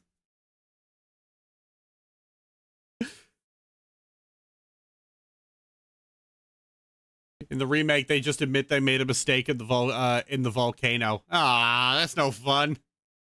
Yeah, they tried to make it really philosophical in the remake. No choice but to stop them. But I went several towns before running into Magma and Aqua again, and I think that's pretty neat. I won't run into them again until the Weather Institute, and that's a whole 2.5 badges away. And that makes sense. They need that time to go concoct their evil schemes. I shouldn't be running into them every 5 minutes, Unova! They're not as good as Giovanni, but I'll take Patchy the Pirate and the Sons of Adam as a compromise. So the gym in Lava Ridge Town is, how do I put it? Fucking terrible. You have to step on these pads to go between levels, and the distinction between what's a pad and what's a trainer hiding under the mud hoping you get there before they suffocate to death is left up to the machinations of fate. Sometimes it just throws you in the middle of a double battle. Isn't that great? And the gym leader stammers her introduction despite having all that time to prepare it. Great first impressions, Flannery. Why did so many girls have crushes on you back in 2002? So because this is a fire gym and I have a Corphish, I feel that what I'm about to do to these Pokemon is some kind of war crime. Or at least I would if Slugma didn't get off a sunny day boosted overheat. Fine, Banshee, solve everything. So I have the 4th badge and then Brendan gives me some goggles to get through the desert. Love you, poet. When people give me shit for like, oh, you rely too much on Gardevoir and you don't do proper counterplay. Yet when I do proper counterplay, I get one shot anyway and G just wins the fight. Heading back to Petalburg, I decided to take the Rust Turf Tunnel instead of Meteor Falls because I wanted to explore the desert. The desert's a cool zone, but there isn't much to it. It's just a place to fight ground trainers and just see this new tile set. But I did come here for one reason, and that was to catch a Trapinch. Trapinch is really good. It evolves into Flygon, which covers my need for a fly user, and also covers a lot of weaknesses in my team. You can't go wrong with one, honestly. One trip back through Rust Turf Tunnel in the woods later, and I'm back at my father's. So the Petalburg's gym's gimmick is item usage. You choose a room that centers around a different stat, attack, speed, defense, whatever, and not only are the Pokemon geared toward that stat, they use items to boost those stats. It is kind of interesting because that necessitates different counterplay. Do you want to go for the bulky ones and melt them, or take your bulky Pokemon against Sweeper? When you reach Norman, he's using everything. His main Pokemon is a Slacking, which hits like a truck and can tank a lot of damage, but moves very slowly. I fought like a dirty coward, spamming Calm Mind on Spinda, because spamming Calm Mind is literally the best decision you can ever make, and with G being a lot faster than any of his other Pokemon, it was just a straight sweep. You see how broken this Pokemon is? People think I'm joking when I say Gardevoir needs some serious nerfs because they aren't very good and competitive, but in the main game, they just slaughter by virtue of having good moves. A big problem with Psychic types in Gen 1 was that they had very high Spatak and Spadoof. Another thing people really got on my case for was just saying that Gardevoir is actually really good, but I mean, yeah, she is really fucking good. High Spatak, high Spadoof, high speed. Yeah. Few weaknesses.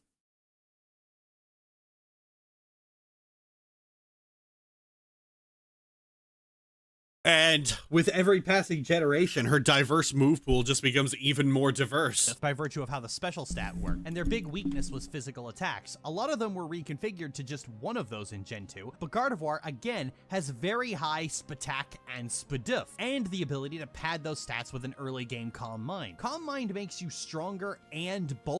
And actually, people got on my shit for suggesting that Calm Mind is actually a lot stronger, but 1 second.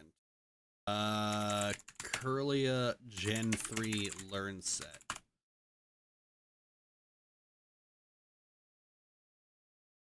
Yeah, so Curlia learns Calm Mind at level 21 in Gen 3.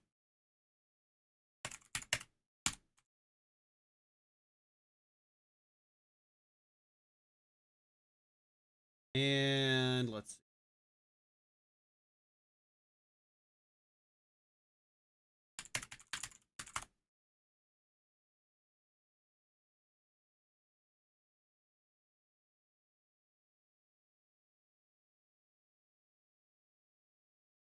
Then Gardevoir, yeah, as of Gen 9, Gardevoir learns Calm Mind at level 35. So, like, yes, Calm Mind is broken because they literally nerfed it by making it available later after you fully evolve.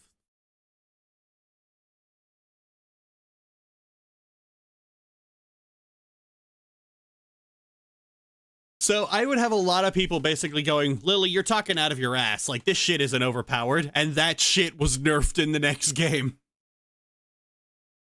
Bulkier, and it really should only do one of those things. This isn't helped by the fact that Dark, the type added to rein Psychic types in, is special. So even without Calm Mind, they can still take a crunch to the face, and with it, it's even worse. You'd think Gen 4 fixed this with the physical special split, but it didn't. Gardevoir just got even more moves, and they could already learn Reflect to curb physical attackers. You give Gardevoir Reflect and Calm Mind, and they're basically unkillable. How bad is it? It's this bad.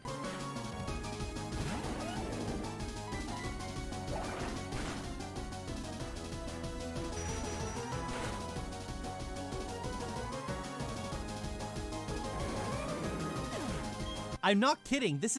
I first played that clip on Tumblr, and people saw like G take a dragon rush and live, and it's like, did you build this thing for like defense EVs? Nope, just Reflect. And the funny part is, Reflect reduces damage by half, and if you were paying attention to the actual damage calculation, even without Reflect, she'd have won. She'd have survived. They're basically unkillable. How bad is it? She's so It's cool. this bad. Look at the health she has here.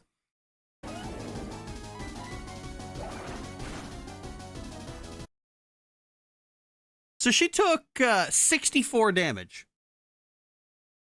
So if I hadn't had Reflect up, she'd have lived on critical health. Oh dear.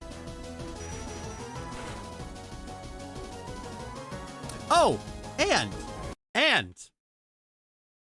I'm 6 levels under leveled. Damn. I'm not kidding. This is the single most broken Pokemon in the main game that has largely gone unfixed because most people just don't bother to find out that this is such a problem. One Pokemon should not be breaking the game that much. Anyway, I got the balance back. A lot of people tried to respond by saying, Lily, that isn't just unique to Gardevoir. It's like that's the case with all of them. I would say, but that's the case with setup in general. I would argue against that. There are very few setup moves that increase your that make you hit harder and make you more bulky at the same time. Like, you can stack Swords Dance, but you're still fragile.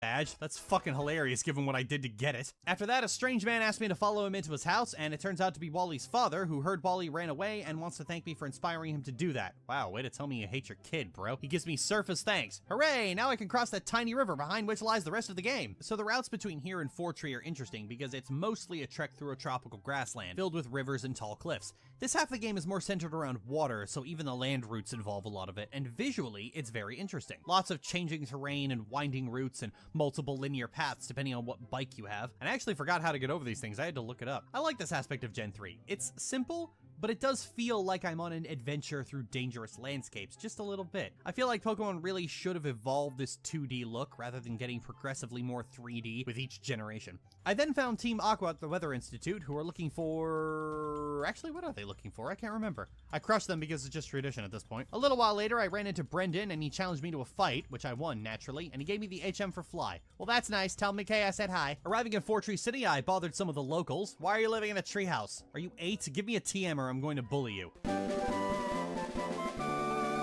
Woo! Mugging people works! Anyway, the gym is blocked off because something is in the way and I have to go out of the city and onto the route to find Steven, who will tell me, oh yeah, that's a Kecleon. Nasty little bastards. Use this scope to find them. Hooray! The gym is open. Fortree Gym is a flying type gym that uses these rotating walls as its puzzle. You need to maneuver yourself in a way so that you can move the walls the way you want them to open the way to Winona. It's not bad. It requires a little bit of thinking. Really good for the kids, honestly. The fight with Winona was really no big deal. Her team is all flying, so Shockwave handles most of them.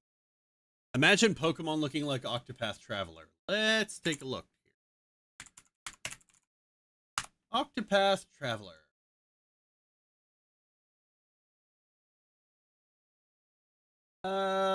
No, definitely not. Ew. Top-down pixel art for Pokemon. And Psychic took care of both Tropius and Altaria. Like I said, G is pretty busted. The next stop on our journey is Mount Pyre, because we overheard Team Aqua saying that they were chasing Team Magma there. Now, Mount Pyre is weird. It's another Ghost and Psychic dungeon, and at the end you can get a Shadow Ball TM, which is neat. But it's a completely optional dungeon that you don't actually have to do. There's a whole... We're gonna go to the end of Gen 3, and then I'm gonna have to go to bed, and we will come back another time for the rest. Or at least another chunk of it. This will just be what I have in the chamber until we're done. All the way to the left that takes you right to the peak of Mount Pyre where you actually need to go, which is a shame because I feel like Mount Pyre could have been a really cool dungeon, but since it was made optional, it no longer matters and is just a few floors with trainers to fight. So instead we take the shortcut to the peak, run along the cliffs, and then reach a gauntlet of Aqua Grunts that is definitely not the same gauntlet from Generation 1. This is completely different because at the end they challenge you to a double battle. Ooh. And at the end, Archie goes, now I can bring my plans to fruition. What are your plans? What did you like to know? And he vanishes. Sometimes I sit there and stare at that spot, wondering where he went. Where did you go, gay pirate man? Then the old lady tells me that the blue orb and red orb belong together and can't be separated, and tells me to go please bring them back so they can be orb wives in peace, and gives me a key to the magma hideout to do it. And honestly, reuniting a pair of inanimate lesbians is the single greatest mission a child could be given. Don't worry, old lady, I'll bring them back, I swear.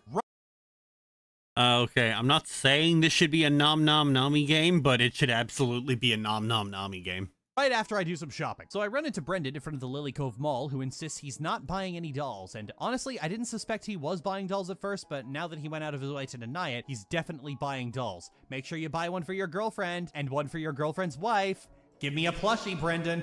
Okay, he decided to fight me instead, and when he loses, he can't take it and says he's going home to Little Root. I just humiliated him so badly that he gave up. Seriously, Poet, you don't deserve this shit you're getting. From me. Getting back to my mission to reunite the Orb Wives takes me to Mount Chimney, where Team Magma is hiding, which is a much more fitting hideout. Oh man, I cannot wait for that would you still love me if I was a worm conversation from earlier to reach the eyes of the stalkers. Oh no. Oh dear. Than the one they have in Ruby and Submissive Ruby. They are hidden deep inside a volcano that's almost maze-like. It's actually pretty cool. But it seems there's no air conditioning in there because several of the grunts complained about being hot and even one regrets not joining Team Aqua. But as you get closer to Maxie, Oh boy, are the magma grunts just tucked into every little nook and cranny. I fucking love it, she said sarcastically. Yes, I do want to fight your 50th Zubat, sir. I make it to Maxie and he uses the blue orb to control Groudon, only for Groudon to rocket into the sky. As you do. And Maxie's just completely flummoxed, like he's genuinely confused as to what just happened. Not only did the blue orb not work, but this creature of the land just took off into the sky as if repelled from the orb, and then he blames me for it. Like, sir, I am a 10-year-old girl. I cannot lift that dinosaur. Please calm your fabulous tits. Well, he wants to fight, and I slap him down because that's just how this goes at this point, and then he's willing to listen when I say there's a reason that Groudon left and then leaves to go chase after it. Very productive conversation, Maxie. Returning to Slayport, it turns out that Captain Stern is finished with his submarine project that he intends to use to explore the ocean, so it's a good thing we brought those Devon goods to him. Good job, Stern. I'm very proud of, and Team Aqua stole it. I don't even know how they got in there. I'm almost impressed. But unfortunately for them, I know exactly where their hideout is. It's in the city that's crawling with aqua grunts. Seriously, you could not be any less conspicuous if you tried. Where the magma hideout was a mess of navigating tunnels, like the aqua hideout is more high-tech, with teleporter pads all over the place. So I'm getting Silphco flashbacks, and I don't like it. No wonder people hate working for you. One gang works in a sweltering volcano base, the other gang just turned their base into a maze for sheer sadistic thrill. Because Team Aqua's Pokemon are all water, dark, and flying, Sceptile and G can wreck this place like nobody's business. I actually taught G Thunderbolt just for this. I eventually make it to the bay and have to fight Matt,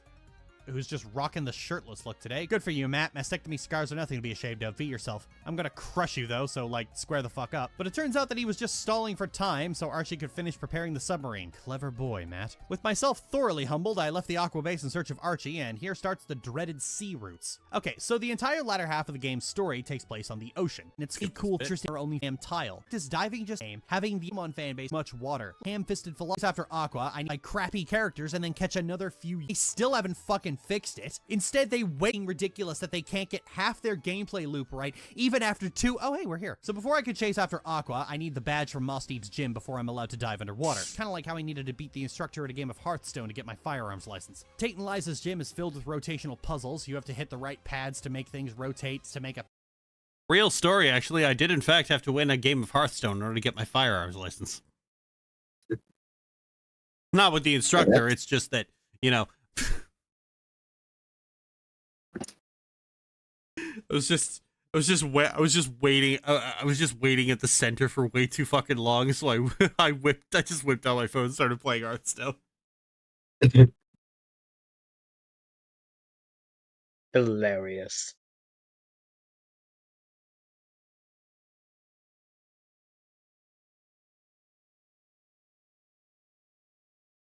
Up until very recently, I did in fact own a handgun.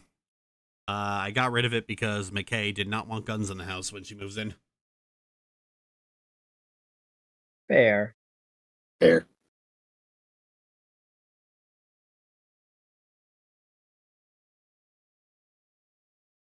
Yeah, I'm a trans woman whose crazy rapist sister is stalking her. Like, of course I was armed.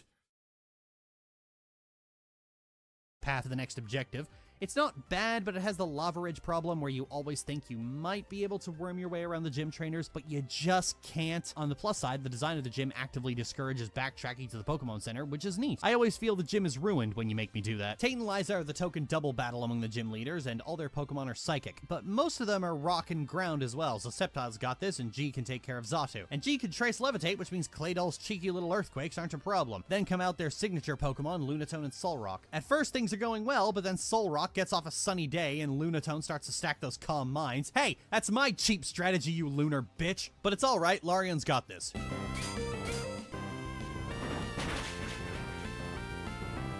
See? Oh, crap.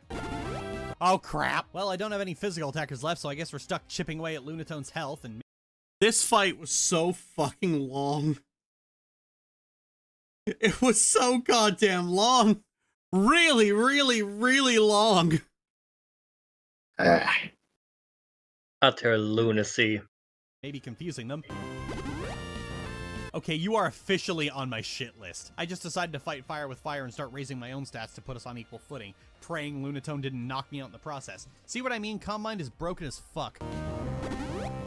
You know, I'm starting to think this is personal. It's okay, I got them eventually. Our combination was shattered. All your Pokemon went down like chumps. It was just Lunatone that survived. What kind of trainer relies on one single Pokemon to carry the entire... Huh. Anyway, we're off to chase Team Aqua to the bottom of the ocean. We're off to the Space Center to stop Team Magma from robbing the place of its rocket. What? You're on this again?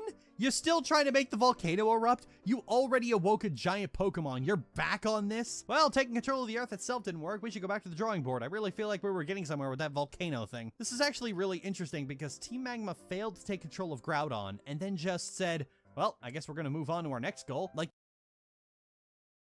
that's the interesting part, isn't it? Like, all right, we'll raise the legendary Pokemon of the land to increase the land mass. Well, he's awake, but he fucked off. All right, back to the volcano.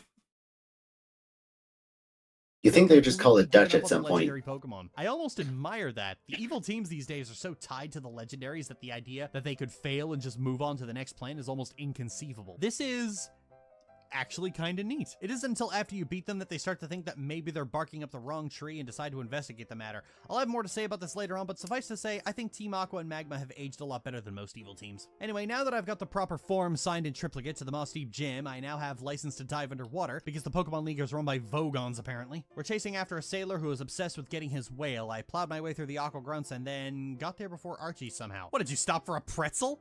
And did you get me one? Sadly, the power of the red orb only made Kyogre hunger for the flesh of her brother, and Archie is left holding the literal idiot ball. Maxie comes by and tells Archie what he figured out like 2 dungeons ago, and we come up to the surface to see that climate change is upon us. It's at this point that Archie and Maxie fully come to grips with what they've done. They've doomed everyone, and they didn't realize it until it's too late. I think that's what I like about Archie and Maxie. It's not that they're misguided, it's not that they want to do good, it's that they're fucking idiots. These two go about trying to create an apocalypse, not realizing just how suicidal it is until dawn on the final day, and they realize, oh, hang on. They spend the entire game like, I'm gonna cause a climate crisis and kill a lot of people. And then when they cause a climate crisis and it starts killing people, they're like, smooth move, dicks for eyes, you sure showed all us normies. I love how Maxie tells me, don't say anything. I like to imagine that May was giving him the most smug bitch grin possible. So to clean up this mess,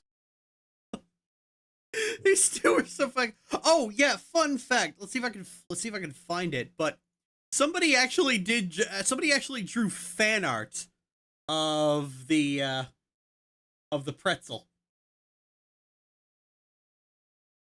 Just have to see if I can find the damn thing.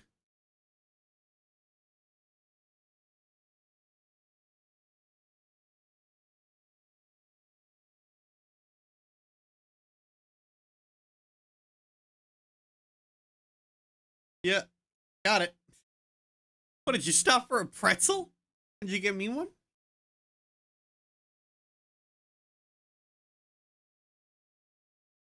Oh, and then there's, move, dicks for eyes. He sure showed all us normies. Sir, I cannot move that dinosaur. Please calm your fabulous tits. I'm back, now more fabulous than ever. And now I have a murder bug, who I will feed the souls of my victims.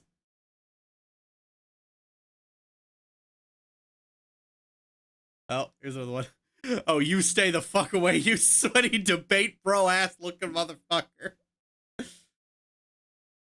People just went ahead and just went like just did like a shitload of stuff from the Pokemon video.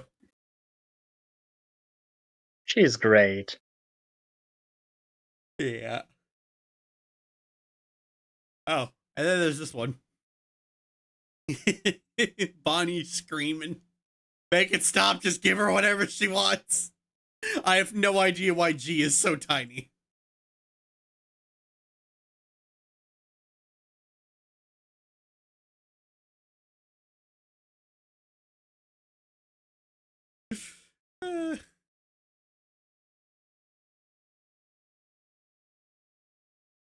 we have one option, and that's to go to Sky Pillar. Because what do you do when the land and sea are fighting? Call Sky Daddy, of course. So I climb up to the top of the pillar, see this massive dragon-looking motherfucker. He takes one look at me and goes, ugh, this again, and flies off.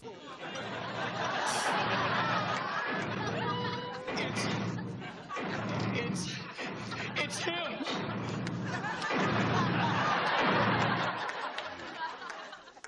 I fly back to Sootopolis City to watch as Rayquaza descends from the clouds like a heavenly angel, lowers himself down upon his two brethren who are fighting, and cries, When I come out, I want all these freeloading parasites out of here! And then they slink back to their caves like frightened little children, and Rayquaza goes back to his perch. This whole sequence is just me telling on them to their dad. It's awesome. Even Archie and Maxie comment on the fact that he just zipped down and Uncle filled them back to sleep like, wow, we really went through all that trouble and it was fixed that quickly. Compared to Ruby and Sapphire, the calamity that Aqua and Magma unleash is far less intense in Pokemon Emerald. The weather changes rapidly and you can fix it by rushing to Rayquaza. Even the music it plays is a lot less serious, it's just a slowed down version of heavy rainfall. In Sapphire, all of Hoenn is plagued by intense rain with the sound of rainfall just pummeling into your ears with lightning flashing and while panicked, hasty music plays.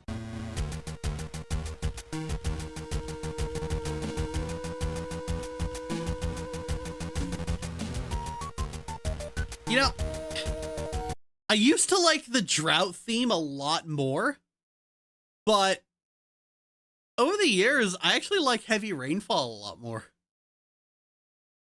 Like, I had Go on. I had Ruby as my initial version, and I'm gonna be honest, it wasn't until years later that I even remembered that Ruby had a different theme, because all I remembered was heavy rainfall.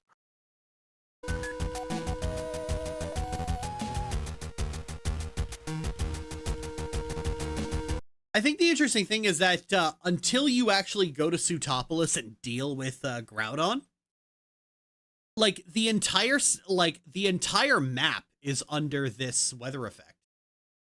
Mm-hmm. In Ruby and Sapphire, like that's really the only reason to play Ruby and Sapphire over Emerald, so that you could experience the eeriness of like traveling like just back to Little Root Town and just hearing do do do do do do do do do do do do do do, because the drought is fucking nationwide. Mm-hmm.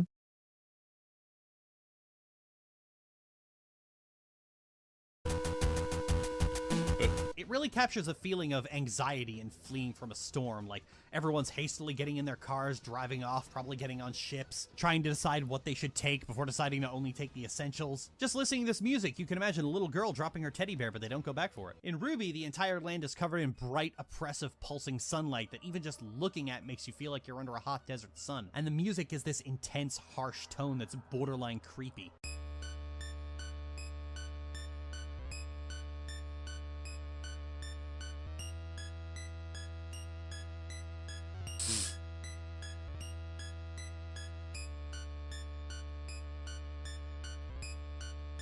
This just feels like you're living in a drought. This is the one thing Ruby and Sapphire have above Emerald, in that they make the weather calamity feel like a calamity. Even the response from Team Aqua and Magma respectively carries more horror behind it as they realize the full extent of what they've done. Now, the remakes are the worst of these because while the story hasn't changed much, it's been made much more verbose and lathers the player in grandiose importance the entire time. Even the music is worse. The heavy rainfall music sounds more like the underwater stage of a Sonic game.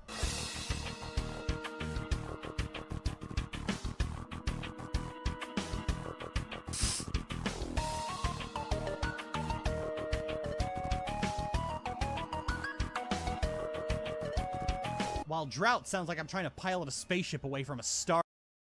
Somebody did their own version of heavy rainfall, and it actually sounds a lot better because it makes use of a lot of drums to really sound like a storm with rain hitting so hard. Let's see if I can find it. I actually used it in this video. Here it is. That sounds cool, actually.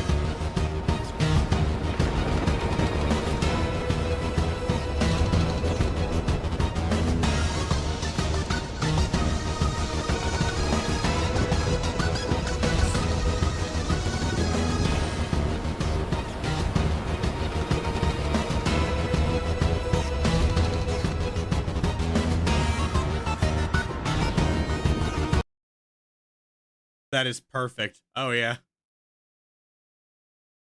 I'll show you drought in a sec. That's about to go supernova.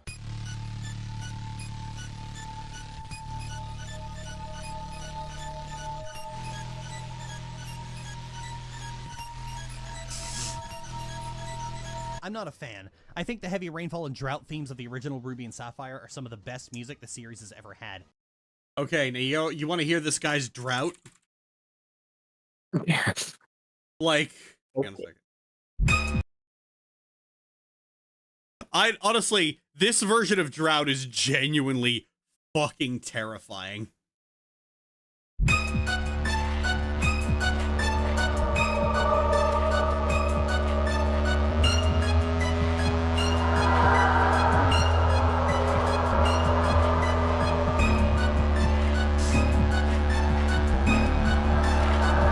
Sound of the scorching surface. Something I like about that remix of Heavy Rain, I noticed that part of the backing instrumental is the Drought. Is the music from Drought. It is the do do do do do do. Yeah. This Like, is that's boss very music. cool. And the moaning, like you can hear this baleful moan in it as well. I love this comment here on this actual song. The person who made this is called Zame. Like this comment here: Heavy rain requires immediate action to stop. Drought requires a miracle to stop. Both for how well composed they are, but also how they each capture a very different kind of terror that their respective weather is supposed to bring. When people talk about good music in Pokemon, they don't really think about where it's used. The music in a video game is all about the atmosphere it sets. Sure, maybe some songs in Pokemon are creepier or more intense, like the theme to N's Room and Zinnia's battle theme comes to mind, but the difference is that Ruby and Sapphire are setting the mood for something that's actually good and creepy and unsettling. N's Room is a creepy theme, but N is the single most obnoxiously verbose waste of effort, value, money, space, and time the series has ever had. Zinnia's battle theme is intense, but the actual fight with Zinnia is not. I did come here expecting to really kick Team Aqua and Magma in the teeth, but I really think they've both aged surprisingly well in the original versions. Their dialogue is succinct, and their characters are a lot more charming than later villains. They really capture the vibe of an eco-terrorist in that they're fucking idiots who will only hasten ecological collapse. I know people like the later villains for spouting ham-fisted philosophy and pretending to be deep and complex, but there's only so much complex you could get when your end goal is the same as the bad guy from Kingdom Hearts. Aqua and Magma are good. You two get to live. Anyway, now that I'm free of the plot, I'm allowed to get the last gym badge to prove I'm worthy of challenging the Elite Four, because neither rain nor drought nor big kaiju fight is going to halt the bureaucracy for even a second. Sutopolis Gym is great because you can bypass every trainer fight and go right to the gym leader if you're capable of doing second grade puzzles. The gym leader is Juan, who looks like if James Bond was a Tumblr sexy man and uses water Pokemon. His first Pokemon is a Love Disc. A fucking Love Disc. A Pokemon that can't actually fight and just exists to be cute. Calm thy trousers, Don Juan. The next is Celio, who is slightly more capable of taking sharp leaves to the face. Slightly. Then comes Kingdra, who crunches my Sceptile, and so now I need a new strategy. So I thought, hey, let's fight water with water. This did not work. Fine, I guess we'll have to rely on G again. After curb stomping Kingdra, Juan brought out a Crawdaunt. Unfortunately, I thought G Thunderbolt. Love the smell of cooking lobster. Then comes out a Wishcash, a ground type. Well played, Juan. But sadly, Psychic will always beat the sheer raw sexual energy of that mustache. So now I have the final badge. That was anticlimactic. So now I'm moving on to Victory Road, which unlike the last game, wasn't cut and replaced with an outdoor gauntlet. Damn it. But very early in the dungeon, I run into Wally, who is determined not to lose to me again. He's trained. He's gotten stronger. He's at the end of his character arc. I'm hyping Wally up so much. And now just has to beat his rival. Come on, Wally, you could do it. He opens with Altaria, who is just about as fast as the truck it hits like. I'm going into this quite under-leveled, in fact, and I did this deliberately so Wally would out-level my Pokemon in this battle. He takes down Sceptile and G comes out. Altaria falls to a Thunderbolt, and out comes Delcatty, who falls to a single Psychic. Come on, Wally, you can do it. His next Pokemon is a Magneton, who bodies my Larion. Like, holy shit, he's so powerful. He even confuses my Vibrava. Oh no! It's okay, I got off that cheeky little crunch. Out comes Roselia, who crunches my poor little bug with a Giga Drain. G comes out and slays Roselia with a Psychic. Murderer! Wally's last Pokemon is his Gardevoir, who's already at a disadvantage because Thunderbolt isn't resisted. Monster! And then another crit takes him out for good. Butcher! I'm sorry, Wally, but it had to be this way. Wally's fight is actually fun in this version. In the remake, it's certainly presented better, where Wally challenges you in a field of flowers, set with his own rock track as a battle theme, feeling like it was ripped right out of those 90s tournament cartoons. I love it. But unfortunately, they made it easier. His Pokemon team is exactly the same despite the mechanical changes between Gen 3 and Gen 6, and for some reason, Wally's Gardevoir is replaced with a Gallade. Okay, like, but why though? You changed nothing else about his team. Why did you make this change? I mean, I know why. Wally's Gardevoir was always male, and the fact that Gardevoir can be male was a point of contention among some very sad people and has always been the subject of exactly 2 jokes played on repeat for almost 20 years. This was the only reason Gallade was even added in Gen 4, and Game Freak has been taking this way too personally ever since. Pokemon fandom has always had this really weird hang-up about gender. Masculine Pokemon being able to be female and feminine Pokemon being able to be male have always been a huge draw of hissy fits, but I've always felt it was too foolish of Game Freak to entertain that notion. Like, the solution to male Gardevoir isn't to make a masculine alternative evolution. The solution is for players to stop being such pathetic sacks of chauvinistic shit, especially when the end result is that Wally's party is weaker than it was before. Doesn't the poor boy have enough problems? What about the rest of Victory Road, Lily? Oh, what about it? It's a cave. You've... Oh, here's a fun fact. When you fight Wally in the battle tree in Sun and Moon, his Gallade is in a luxury ball. He replaced his starter.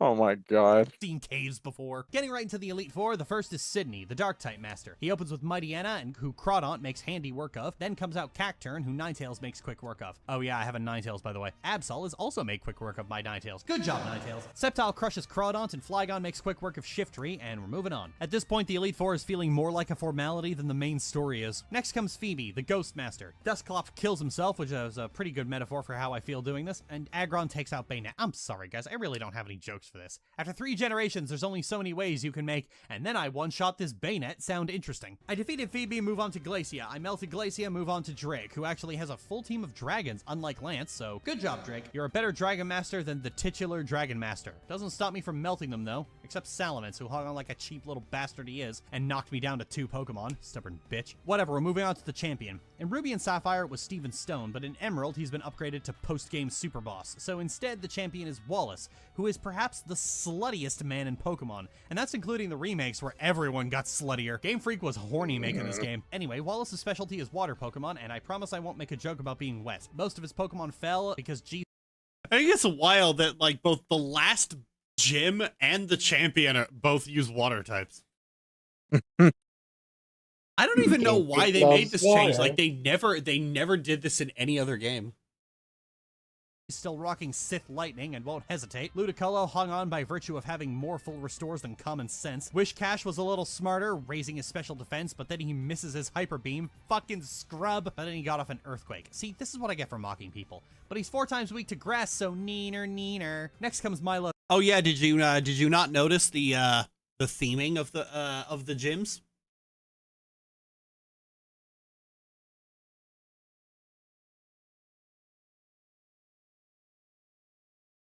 Your first gym is a rock type gym, and the last gym is a water gym. Oh, of course. Land and sea. Who was notorious for being able to take a pounding and recover quickly. This boy is a certified power bottom. But it's okay, because I have crabs. Very clever. Wait, whatever. I revived G and proceeded to electrocute Milotic's nipples off. Then he sends out a Gyarados. That just feels anticlimactic. Wallace can't stop gushing about how elegant our Pokemon were when they were fighting. I like this guy. And Brendan comes in surprised that I... Oh yeah. Swapping to Crawdaunt was completely useless when fighting the champion, and I swapped to Crawdaunt just so I could have footage for that crabs joke. It's okay because I have crabs.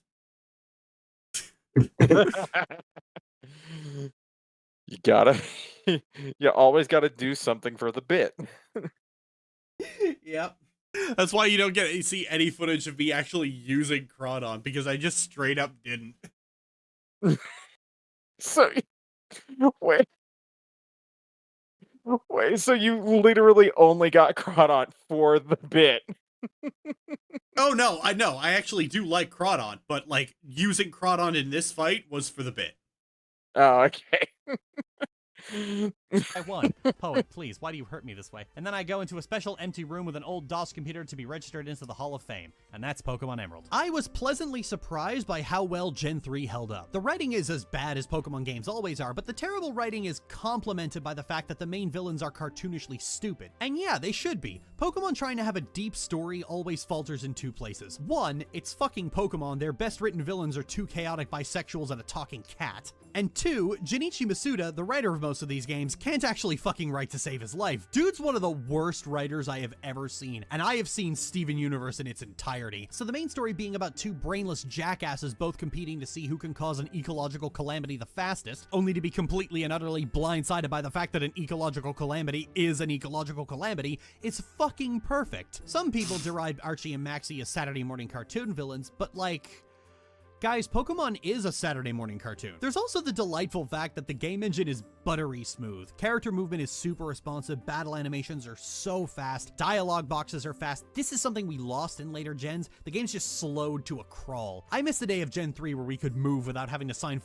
Yeah, that's something a lot of people don't really like pay attention to, but like Gen 3's engine is so buttery smooth. But in every generation after it, it's like the animations get more elaborate, the fucking delays between every single action taken just get bigger and bigger and bigger, and it's like, God, these games run like absolute ass now. The last time they had competent coders. No.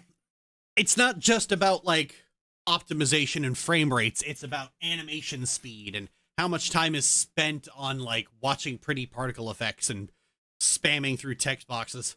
Forms in triplicates And, like, processor. This is also the last game where the story is spaced out. From this point onward, the games are going to badger you on every single route and city, either with your rivals, your adult supervision, the evil team, or any combination of the three. And this is truly the last game that lets you off the leash at all. It's a melancholy feeling to say the least, but I truly feel that Generation 3's design philosophy was the best. One where a story fits in a way that isn't so intrusive. It also had the best legendary hunt in the entire series. Tell me you didn't feel like E.D. O'Connell deciphering runes. This was fucking great. All in all, I think Generation 3 holds up extremely well. I'd go as far as to say that it remains the best generation of Pokemon.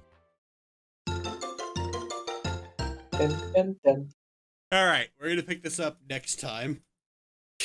Fun fact about the Gen 4 team. I actually hadn't meant to have a Lopunny on the team. I caught a Baniri, and then I just never caught anything to replace it with. And then it friendship evolved at one point. I was like, okay. Sure, why not?